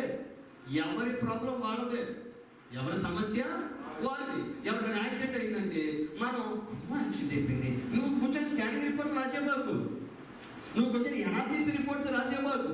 వాళ్ళకి ఎదురు చేసింది, వాళ్ళకి అది వచ్చేసింది, వాళ్ళకి ఎదురు చేసింది, వాళ్ళకి ఇది సంబంధించింది, అది సంబంధించింది, వీళ్ళు ఎంత పాపలో, వీళ్ళు ఎంత దోషులు. ఈ పని కాదుగా కుష్ఠరోగం తెచ్చుకోవడం అన్నాం. మనకు అవసరమా? మనకి అవసరమా? లేదు కదా. హల్లెలూయా. నువ్వు ఎవరిని చూసి నువ్వు చర్చి మానేయొద్దు. అర్థమవుతుందా? నువ్వు ఎవరిని చూసి నీ భక్తి మానేయొద్దు. నువ్వు ఎవరినో చూసి పరలోక రాజ్యానికి వెళ్ళకుండా ఆగిపోవద్దు. For ever kind information. అర్థమవుతుందా? నీ భక్తి నీదే, నీ రక్షణ నీదే, నీ స్వస్థత నీదే, నీ కొన్న వ్యక్తిగతమైనవి నీ వ్యక్తిగతమైనవి. హల్లెలూయా. అర్థమవుతుందా? ఎందుకంటే మనము దేవుని రుచి చూడాలని కోరుకోవద్దు, దేవుని అనుభవించాలని కోరుకోవద్దు, దేవుని యొక్క అనుభవ పూర్వక జ్ఞానాన్ని పొందుకోవాలని మనం కోరుకోవద్దు. యేసుకి స్తోత్రం చెప్తామా? హల్లెలూయా. ప్రియమైన దేవుని బిడ్డలారా, విషయం వినండి, జాగ్రత్తగా వినాలి. ఈ 2 పాయింట్స్ అర్థమవుతాయా? విశ్వాసము మరియు అనుభవ పూర్వక జ్ఞానం. హల్లెలూయా. స్త్రీ ఆ వృక్షం ఆహారమునకు మంచిది, కన్నులకు అందమైనది, వివేకమిచ్చు రమ్యమైనది ఎన్నడో చూచినప్పుడు ఆమె దాని ఫలములలో కొన్ని తీసుకొని, మీ అందరికీ తెలుసు కదా, ఈ ఫలం తింటే ఆమెకు వచ్చింది గర్భఫలం. ఈ ఫలం తింటే ఆమెకు వచ్చింది. ఆ పాయింట్ అర్థమైందని పాస్తో ప్రయోగాలు చేస్తున్నాం, అంతకంటే ఏం లేదు. హల్లెలూయా. అర్థమైందా? చాలా మంది హ్యాపీలు తిన్నారు, జందర్ పండు తింది ఈ తల్లి గారి తల్లి. అర్థమైందా? జందర్ పండు ఏం తినలేదు, యాపిల్ ఏం తినలా, యాప్రికాట్ ఏం తినలేదు. హల్లెలూయా. ఈమె సాతానుతో సహవాసం చేసింది, ఒక అద్భుతమైన సహవాసం చేసింది. 2 రక్తాలు కలిశాయి. అర్థమవుతుందా? హల్లెలూయా. దేవుడు ఈమెకు పలుకబడిన మాట ద్వారా పిల్లవాడిని ఇస్తానని దేవుడు చెబితే ఈవిడ ముందుగానే తొందరపడి కయ్యూను తెచ్చేసుకుంది. అర్థమైందా? కానీ పుట్టినోడు నరహంతకుడు, పుట్టినోడు సొంత తమ్ముళ్ళే చంపేశాడు. అదే పలుకబడిన మాట ద్వారా వచ్చిన బిడ్డ అయితే అలా ఉండడుగా. అవునా కదా? ఇప్పుడు శారమ్మ ఉంది, ఉందా? దేవుడు ఏమన్నాడు శారమ్మకి? పలుకబడిన మాట ద్వారా, వాగ్దానం ద్వారా నేను కుమారుని ఇస్తాను అని చెప్పాడా? చెప్పాలి. చెబితే వాగ్దానాన్ని వినింది తల్లి. వినదా లేదా? విశ్వాసం ద్వారా జీవించాలా? కానీ ఏం కావాలి ఇప్పుడు? అనుభవపూర్వక జ్ఞానం కావాలి. ఏం కావాలి? అనుభవపూర్వక జ్ఞానం కావాలి. దేవుని కంటే నేను గొప్పదాన్ని, నాకు ఎన్నో తెలివితే సౌ తెలివితే అట్లా అంటారు, ఇంక నచ్చమైన తెలివి. అర్థమైందా? వెంటనే తేరకున్నాడు కదా అబ్రహాం గారిని పిలిచింది. అర్థమైందా? ఇప్పుడు ఈ అబ్రహాం ఎవరు? యజమానుడు. మరి ఏమెవరు? అవునా? అంటే ఆయన భర్త, ఈమె భార్య. ఇప్పుడు భర్త చెప్పింది భార్య, కానీ ఇప్పుడు శారమ్మ భర్త అయింది. శారమ్మ భర్త అయింది. అబ్రహాము గోవింద్ హ్యాగర్ ఆగండి పో ఎస్ చెప్తాం అనేది. వచ్చింది గర్భఫలం, పుట్టాడు ఇష్మాయేలు. హల్లెలూయా. ఇప్పుడు శారమ్మ కొంచెం నిదానించాలిగా, కొంచెం నిమ్మలించాలిగా. 20 సంవత్సరాలు గడిచిపోతున్నాయి, 15 సంవత్సరాలు గడిచిపోతున్నాయి, టెన్షన్ వచ్చేస్తుంది ఈ తల్లికి. హల్లెలూయా. ఇప్పుడు జనాలందరూ ఏమంటున్నారు? నానా రకాలని మాట్లాడుతున్నారు. ఇప్పుడు ఏది ఆలస్యమైనా ఆలస్యం చివరిలో దేవుడు చేసే అద్భుత కార్యాలు. మీకు తెలుసా లేదా ఆ విషయం? హల్లెలూయా. శారాకు పిల్లలు పుట్టడం ఆలస్యమైంది, కానీ ఇస్సాకు పుట్టాడా లేదా? గొప్పవాడు పుట్టాడా? మిక్కిలి గొప్పవాడు ఆయన. ఎవరు? మిక్కిలి గొప్పవాడు అయ్యాడు. ఆమేన్. ఇప్పుడు హాగరుకి ఆలస్యం అయ్యింది, కానీ పుట్టినాడు ఎవరు? సారీ క్షమించాలి, హాగరు అన్న మనం జంప్ చేయడం వల్ల వచ్చిన ప్రాబ్లమ్స్ ఒక చోట ఉన్నాం కదా. ఆమేన్. ఇప్పుడు హన్నాకి ఆలస్యం అయింది. ఎవరు పుట్టారు? గొప్పడేనా? ఆయన గ్రంథమే రాశాడా? ప్రవక్తేనా? ఇప్పుడు ఆలస్యం అయితే ఆలస్యాన్ని కూడా దీవెనిగా మార్చే దేవుడిగా, దానికి కూడా నష్టపరిహారాన్ని ఇచ్చే దేవుడిగా వాక్యం చెప్పిన గుర్తుందా మీకు? ఆమేన్. నీ జీవితంలో ఏది ఆలస్యమైనా ఆ ఆలస్యంలో నువ్వు పొందే అవమానం, ఆలస్యంలో నువ్వు పొందేటటువంటి నువ్వు నేర్చుకునే అనుభవాలు, నీవు దేవుడి మీద ఆధారపడతావే, వీటన్నిటిని బట్టి దేవుడు నీకు రెట్టింపు దీవెనిస్తాడు. కానీ ఆలస్యంలో కృంగిపోకూడదు, ఆలస్యంలో తొందరపడకూడదు, ఆలస్యంలో నీ నిర్ణయాలు నువ్వు తీసుకోకూడదు, ఆ ఆలస్యంలో కొత్త అనుభవాల కోసం, అనుభవపూర్వక జ్ఞానం కోసం ప్రయత్నం చేయకూడదు, ఆరాటపడకూడదు. హల్లెలూయా. ఇప్పుడు శారను ఎవరిని పిలిచింది? ఆగని పిలిచింది, అబ్రహాముని పిలిచింది, ఆ ఇద్దరిని యాగం చేసింది. ఇష్మాయేలు పుట్టాడు. ఇష్మాయేలు పుట్టాక ఇప్పుడు హాగర్ అవస్థానంలో వచ్చేది, శారా స్థానంలోకి వచ్చింది. శారమ్మ బ్యాక్ టు పెరిగింది. ఇప్పుడు శారమ్మ ఏమైపోయింది? హాగర్ అయిపోయింది. హల్లెలూయా. ఇప్పుడు ఎవరు అయ్యి అంటే అర్థమైందా? పిల్లడు మార్చా డైపర్ ఎవరు మార్చాలి? మహారాణి అంది. ఈయన మహారాజు అయితే మహారాణి కాదా? చెప్పాలి, అవునా? ఇప్పుడు అబ్రహాం గురించి వాళ్ళు ఏమంటున్నారు? అయ్యా నీకు మా మధ్య మహారాజు అయ్యో అన్నారా? ఇప్పుడు ఆయన మహారాజు అయితే ఇప్పుడు ఈయన ఎవరు? మహారాణి. ఇప్పుడు మహారాణి డైపర్లో మారుస్తుంది. ఏం చేస్తుంది? డైపర్స్ మారుస్తుంది. మహారాణి కాఫీ తీసుకెళ్ళిస్తుంది. ఇప్పుడు హాగర్ చక్కగా కూర్చుంది ఎక్కడ? మహారాణి స్థానంలో కూర్చొని రెండు ఆయన పాలించేదాకా చూడు. ఏంటంట? ఆడొచ్చు పిల్లల్ని. ఈడు కేవలం ఏంటి ఏడుస్తున్నాడు?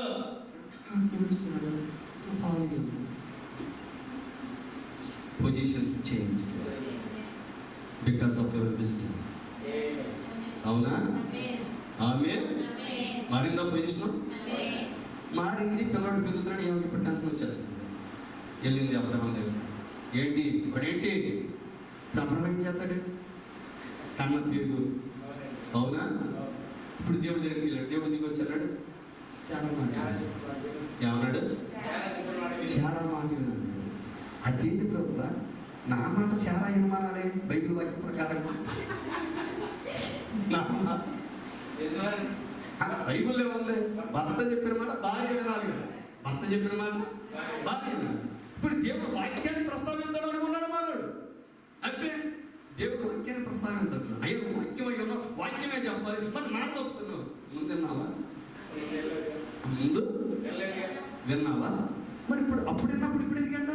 ఇప్పుడు నా మాట ఏమన్నా అనుకుంటే అబ్బాయి నీ స్వప్రయోజనం కోసం, నీ మేలు కోసం నా వాక్యాన్ని నేను మార్చున్నావు. అబ్బే నువ్వు ముందు విన్నావు కదా, ఇప్పుడు కూడా సును, ఇప్పుడు కూడా విను. అయ్యా వినాలంటే మరి పంపించి పంపించేయి. రాజు దగ్గరికి వెళ్ళమంటే ఎంతో సులభమే, కానీ ఇప్పుడు పుట్టినోడి బయటికి పంపించేయడం నాకు సులభం కాదుగా. హల్లెలూయా. కానీ ఫలం, విత్తనం విత్తేటప్పుడు ఉన్న ఆనందం ఫలాన్ని కోసేటప్పుడు ఉండదు. హల్లెలూయా. కానీ నువ్వేది విత్తితే అదే కోసుకుంటావు, నువ్వేది విత్తితే అదే కోసుకుంటావు. ఆమేన్. కానీ విత్తనము చిన్నదే, కానీ ఫలం అవునా కదా? ఇప్పుడు ఫరోకి తెలియలా పాపం, నేను మహారాజుని, నేను యువరాజుని, నేను ఈ హెబ్రీ పిల్లలందరినీ తీసుకెళ్లి నైలు నదులు ముంచేస్తున్నాను, చంపేస్తున్నాను అనుకుని విర్రవీగాడు. విర్రవీగాడా? కానీ అది నది, ఇది సముద్రం. అది నది. మరి మనోడు మునిగింది నదిలోనా ఈత పట్టుకొని ఒడ్డుకు వచ్చేయడానికి? ఇదేంటిది? సముద్రం. ఏంటిది? నా పాయింట్ అర్థమవుతుందా? హల్లెలూయా. అంటే మనోడు అక్కడ ఏమి విత్తాడు? విత్తనం విత్తాడు. ఎక్కడ? హెబ్రీ పిల్లల నైలు నదులు పుస్తలకి ఎర్ర వేసి, అవునా వేసాడా? మరి అక్కడ ఏమి విత్తాడు? విత్తనం. మరి ఇప్పుడు మనోడు ఎక్కడ చేస్తున్నాడు? ఎర్ర సముద్రం. ఇప్పుడు అక్కడన్నా చిన్న ముసలు ఉంటుందేమో. ఈ సముద్రంలో ఇప్పుడు ఏముంటాయి? తిమింగళాలు ఉంటాయి, సొరచేపలు ఉంటాయి, పెద్ద పెద్ద ముసళ్ళు ఉంటాయి, అవునా? డాల్ఫిన్స్ ఏముండవు. మనోడు ముక్కికి ఎక్కించుకొని తీసుకొచ్చేసి వడ్డేయడానికి. హల్లెలూయా. ముసలిగా తెలిసేంటి? ఈయన ఫరో అని, ఈయన పేదోడు అని తెలుసా? చెప్పాలి. విత్తనం విత్తితే ఫలం పోయాల్సిందే. యేసుకి స్తోత్రం చెప్దామా? ఆమేన్.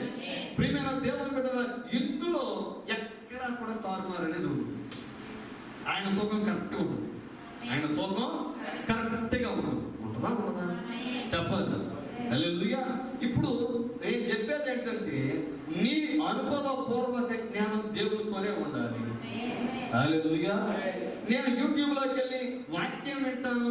వాక్యం విన్న తర్వాత కొంచెం అట్టటిల్లా ఆ వనంలో, అట్టటిల్లా షేర్లో, అట్టటిల్లి ఆ సినిమాలు, అట్టటిల్లా రాజకీయాలు, అట్టటిల్లా క్రీడలు. దీనితోనే అనుభవపూర్వక జ్ఞానం ఉండాలి.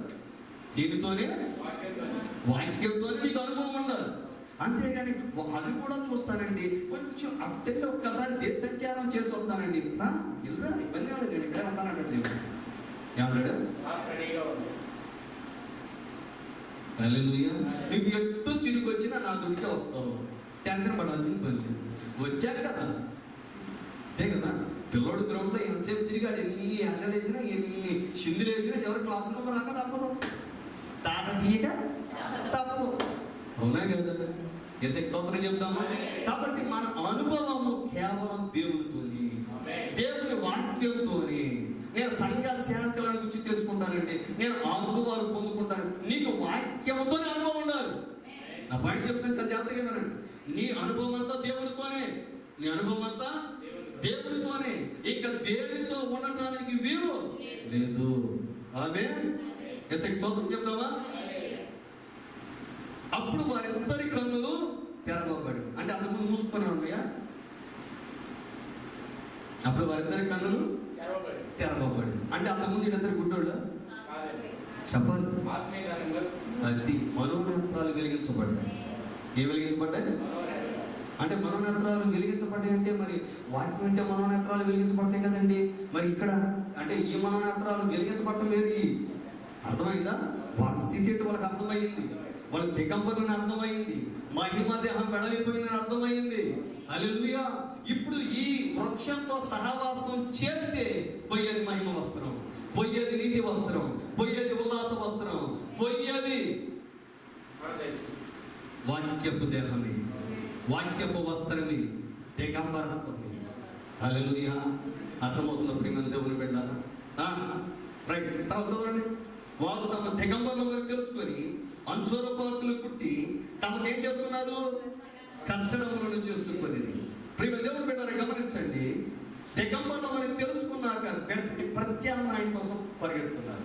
దేనికోసం? చెప్పాలి. అంటే దాన్ని కప్పేది ఏమిటి అని? దాన్ని కప్పేది పాపాన్ని కప్పేది దేవుని రక్తమే. పాపాన్ని తీసివేసేది దేవుని రక్తం మాత్రమే. నీ సొంత ప్రయత్నాలు పాపాన్ని కప్పలేదు. పాపాన్ని మన మంచి గుణలక్షణం ఏంటి తెలుసా? నేను పట్టించింది. ఏం చేస్తుంది? నేను పట్టిస్తుంది. The sin will catch you at any point of time in your life.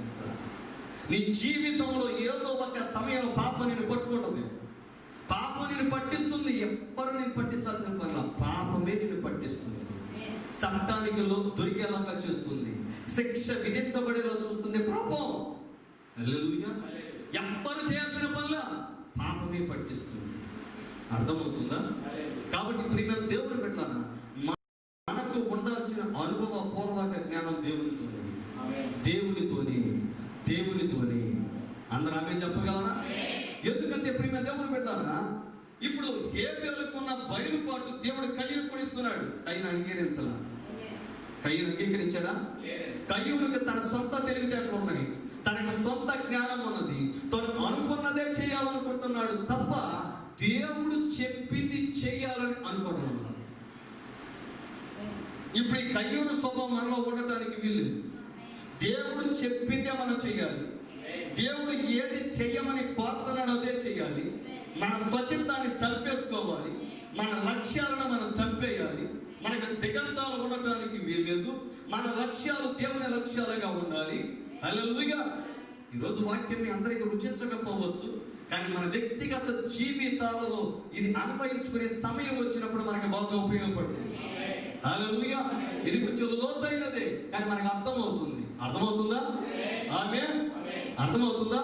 ఎందుకంటే నీవు ఎప్పుడూ కూడా నీ సొంత అనుభవాలు కలిగి ఉండాలనుకుంటావు, కానీ దేవుడు ఎప్పుడు కోరేది దేవునితో సహవాసం చేస్తూ ఆ అనుభవాలే కలిగి ఉండాలని ఆయన కోరుతున్నాడు. అర్థమవుతుందా? ఇప్పుడు లోతు సొదొమ గొమొర్రాతో ఒక అనుభవం కలిగి ఉండాలనుకున్నాడా? ఇప్పుడు లోతు భార్య బయటికి తీసుకొచ్చేసారు దేవదూతలు. తీసుకొచ్చేసి వెనక్కి తిరిగి చూడకుండా వెళ్ళమన్నాడు. కానీ ఆమె మనసు ఆనందపడుతుంది, పరితపిస్తుంది. దేనితో అనుభవం? సొదొమతో అనుభవం. అవునా? ఎక్స్పీరియన్స్ విత్ సొదొమ అండ్ గొమొర్రా. అవునా కదా? సొదొమ గొమొర్రాతో ఒక అనుభవపూర్వక జ్ఞానం కావాలి, ఒక అనుభవం కావాలి ఆమెకు. ఆ అనుభవాన్ని కోల్పోయి వస్తుంది బయటకు. ఆ బొడ్డుతోటి సంబంధాన్ని దేవదూతలు తెగనరికారనుకున్నారు, కానీ మానసిక అనుబంధం అలాగే మిగిలిపోయిందా? ఆ లోకంతో బొడ్డుతాడు సంబంధాన్ని కలిగి ఒక్కసారి వెనక్కి తిరిగి చూసింది, ఉప్పు స్తంభం అయిపోయింది. She has become the pillar of salt. అయిపోయిందా? చెప్పండి. అంటే ఎందుకు పనికి రాకుండా పోయింది? ఎవ్వరికి పనికి రాకుండా పోయింది. ఆ ఉప్పు బయట పారవేయబడి తొక్కబట్టడానికే తప్ప మరి దేనికి నీ పనికి రాదు. సారము కోల్పోయింది. ప్రియమైన దేవుని బిడ్డలారా, ఏ వ్యక్తి జీవితమేనంతే. దేవునితో అనుభవం కాకుండా లోతు అబ్రహాముతో ఉండకుండా సొదొమ గొమొర్రాలోకి వెళ్ళిపోయాడా? ప్రియమైన దేవుని బిడ్డలారా, ఓర్పా నయోమితో ఉండకుండా వెనక్కి తిరిగి వెళ్ళిపోయింది, మోయాబు దేశానికి వెళ్ళిపోయింది.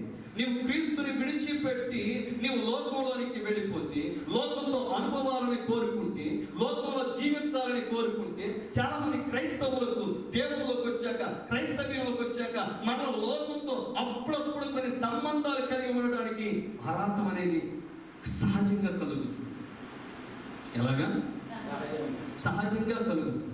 కానీ మనం దాన్ని జయించగలిగినప్పుడే హల్లెలూయా మనం రూతు వలె మారతాం. ఆమేన్. ఎక్సెక్స్ స్తోత్రం చెప్తామా? మనం రూతు వలె మారాలి అంటే నయోమితో ఉండాలి. అవునా? ఆ లోతు నిజంగా నీతిమంతుడే, కానీ సొదొమ గొమొర్రాకి వెళ్ళిన తర్వాత ప్రేమ దేవుని పెట్టారు, భార్యను కోల్పోయాడు. కూతుర్ల ప్రాతినిధ్య ధర్మాన్ని వాడు కోల్పోయారు. కుమార్తెను కోల్పోయారా? ప్రపంచంలోనే అసలు భయంకరమైన పరిస్థితి. దట్ ఇస్ కాల్డ్ ఇన్సెస్ట్ అంటారు. అర్థమైందా? తండ్రితో పాపం చేయగలిగే స్థితిలోకి వాళ్ళు దిగజారిపోయారు. అంటే వాళ్ళ మానసిక స్థితి ఏ స్థాయిలో ఉందో తెలుసా? అర్థమవుతుందా? సొదొమ గొమొర్రాలో పురుషులతో అవాచ్యమైనది చేస్తూ ఉంటారు. ప్రియమైన దేవుని పెట్టారు, దట్ ఇస్ కాల్డ్ సొడొమి. వీళ్ళు తమ సొంత తండ్రితోనే పాపం చేయగలిగే మానసిక దౌర్బల్య స్థితిలోకి దిగజారిపోయారంటే, ఈ తండ్రి వాళ్ళని ఏ స్థితికి దిగజార్చారో చూసారా? ఆ పాయింట్ అర్థమవుతుందా? వాక్యం కొంచెం కొన్నిసార్లు కొన్ని పదాలు నేను ఎలా పలకాలో తెలియక పలుకుతాను, దయతో నన్ను క్షమించండి. మీరు పెద్ద మనసుతో, నేనే భాషా పండితునేమి కాదు. అర్థమవుతుందా? ప్రియమైన దేవుని బిడ్డలారా, కొన్నిసార్లు తప్పు. వాళ్ళు అటువంటి స్థితిలోకి దిగజారిపోయారు.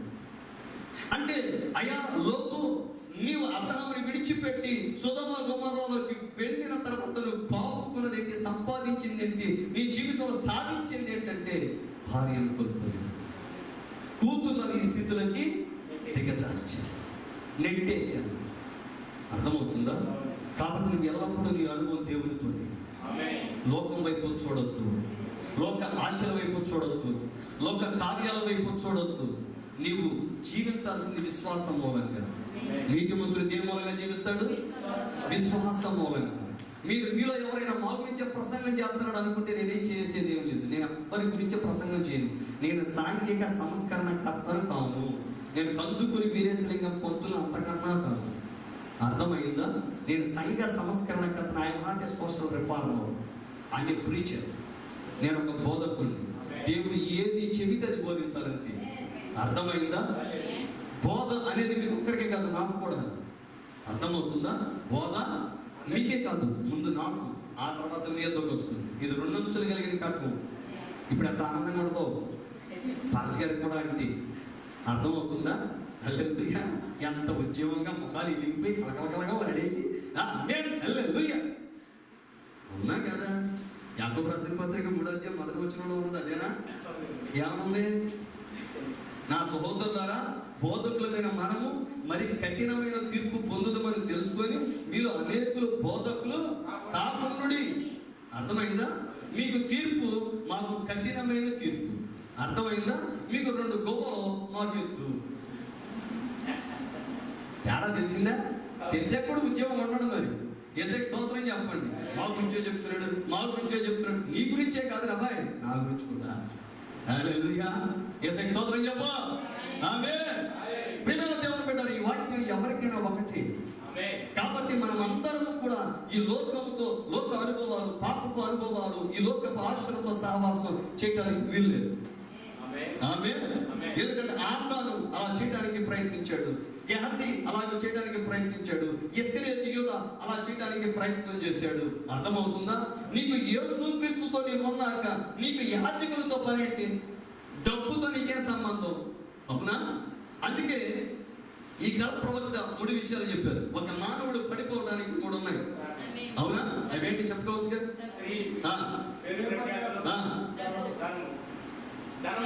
ధనం, డబ్బు, మనీ. పావగారికి చెప్పారు, ఏ రకం జగ్గాలు చేశారు. అవునా? ఇప్పుడు ఈ 3 విషయాలు మరి అంటే స్త్రీ అంటే మరి స్త్రీలకే అలా కూడా స్త్రీలేనా? కాదు కదా. అంటే మీరు ఎక్కువ పడిపోరా, మేమే పడిపోతామని ప్రవక్త కూడా మా గురించే చెప్పాడు. అవునా కదా? హల్లెలూయా! అంటే పడిపోయే వాళ్ళ జాగ్రత్తలు ఎవరున్నారు?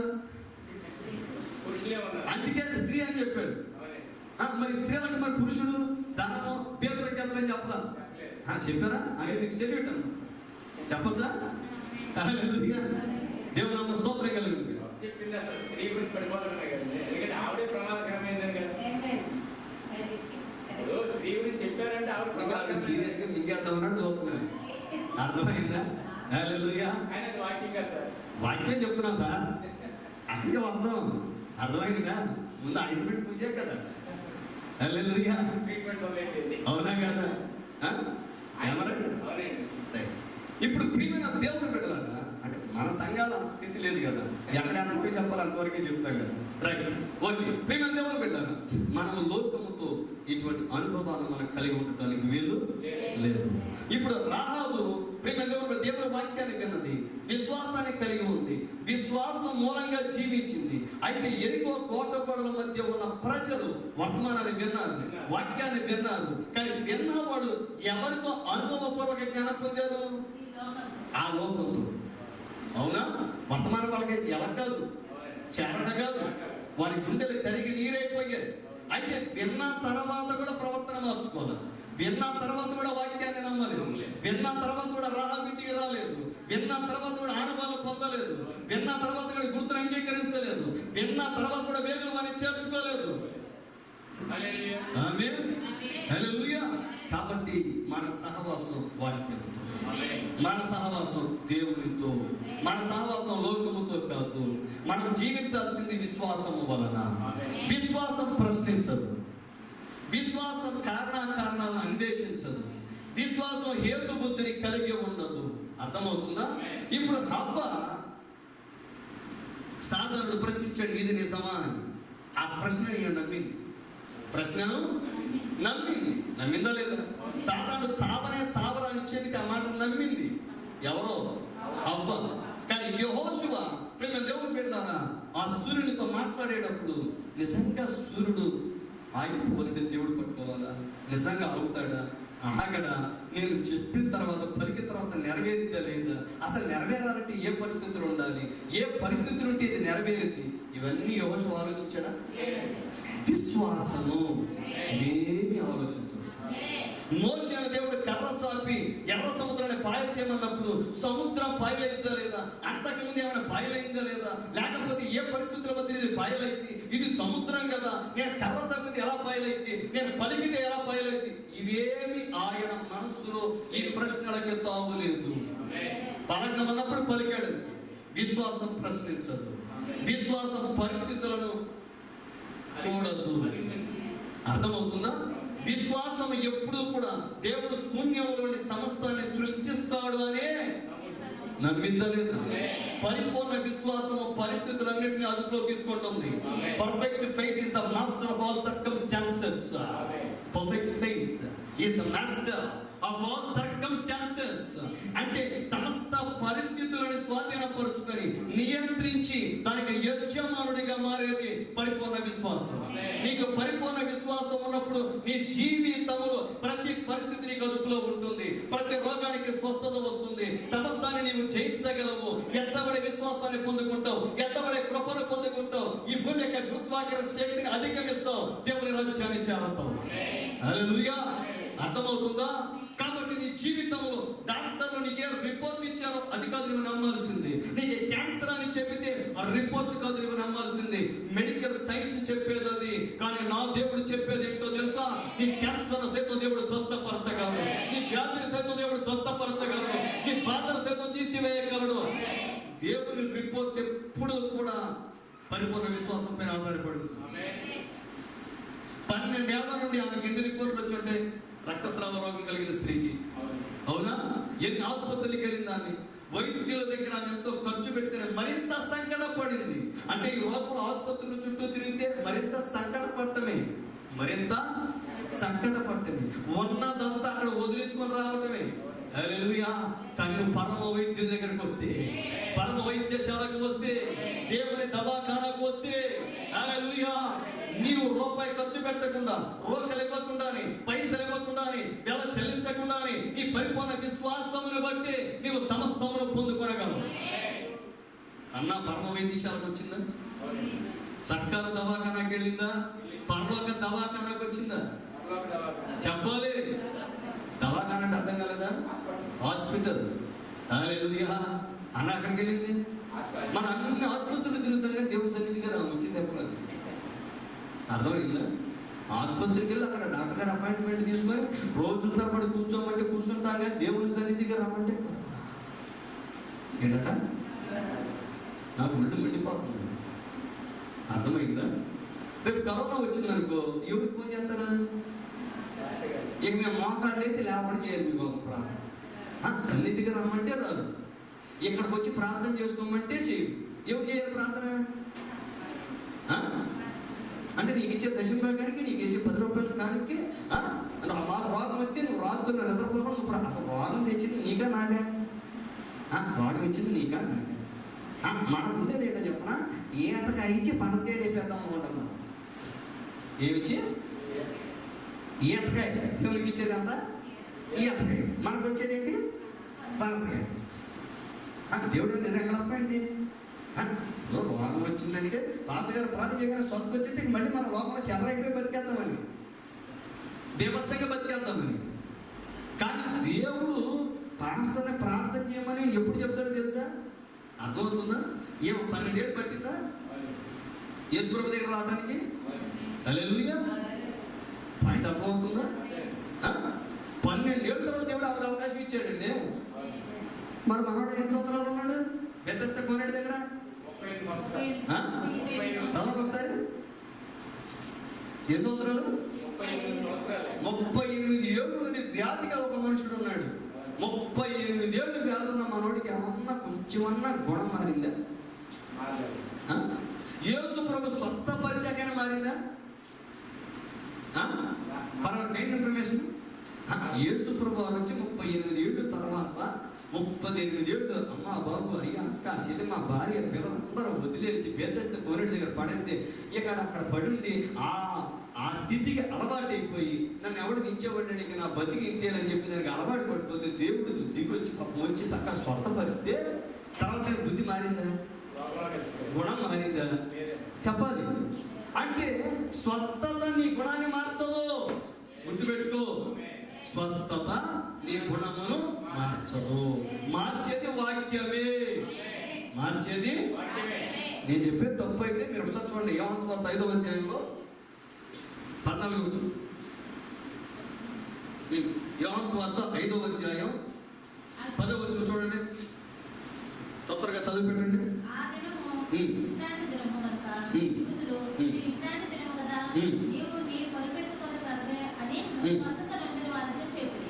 అందుకు వాడు నన్ను స్వస్థపరిచిన వాడు నీ పరిపెత్తుకొని నడువని నాతో చెప్పాను.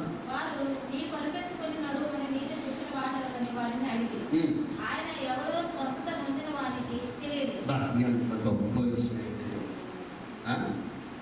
స్వస్థత ఎవరిచ్చారో కూడా తెలియలేదండి. స్వస్థత ఎవరిచ్చారో కూడా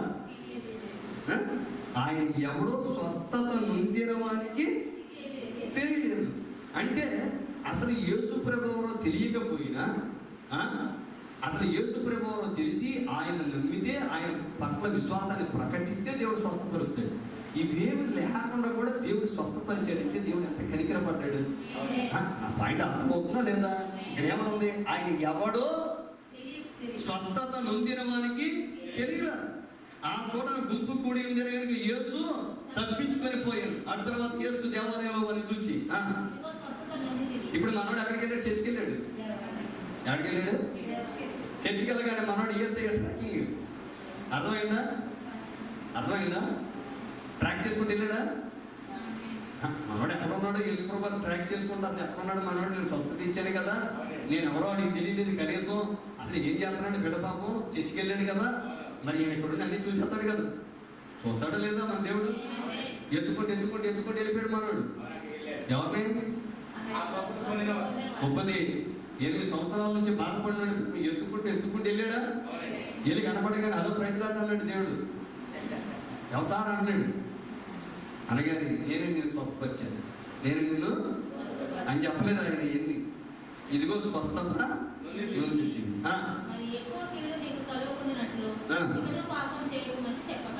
అంటే ఇప్పుడు దీని అర్థం ఏంటి?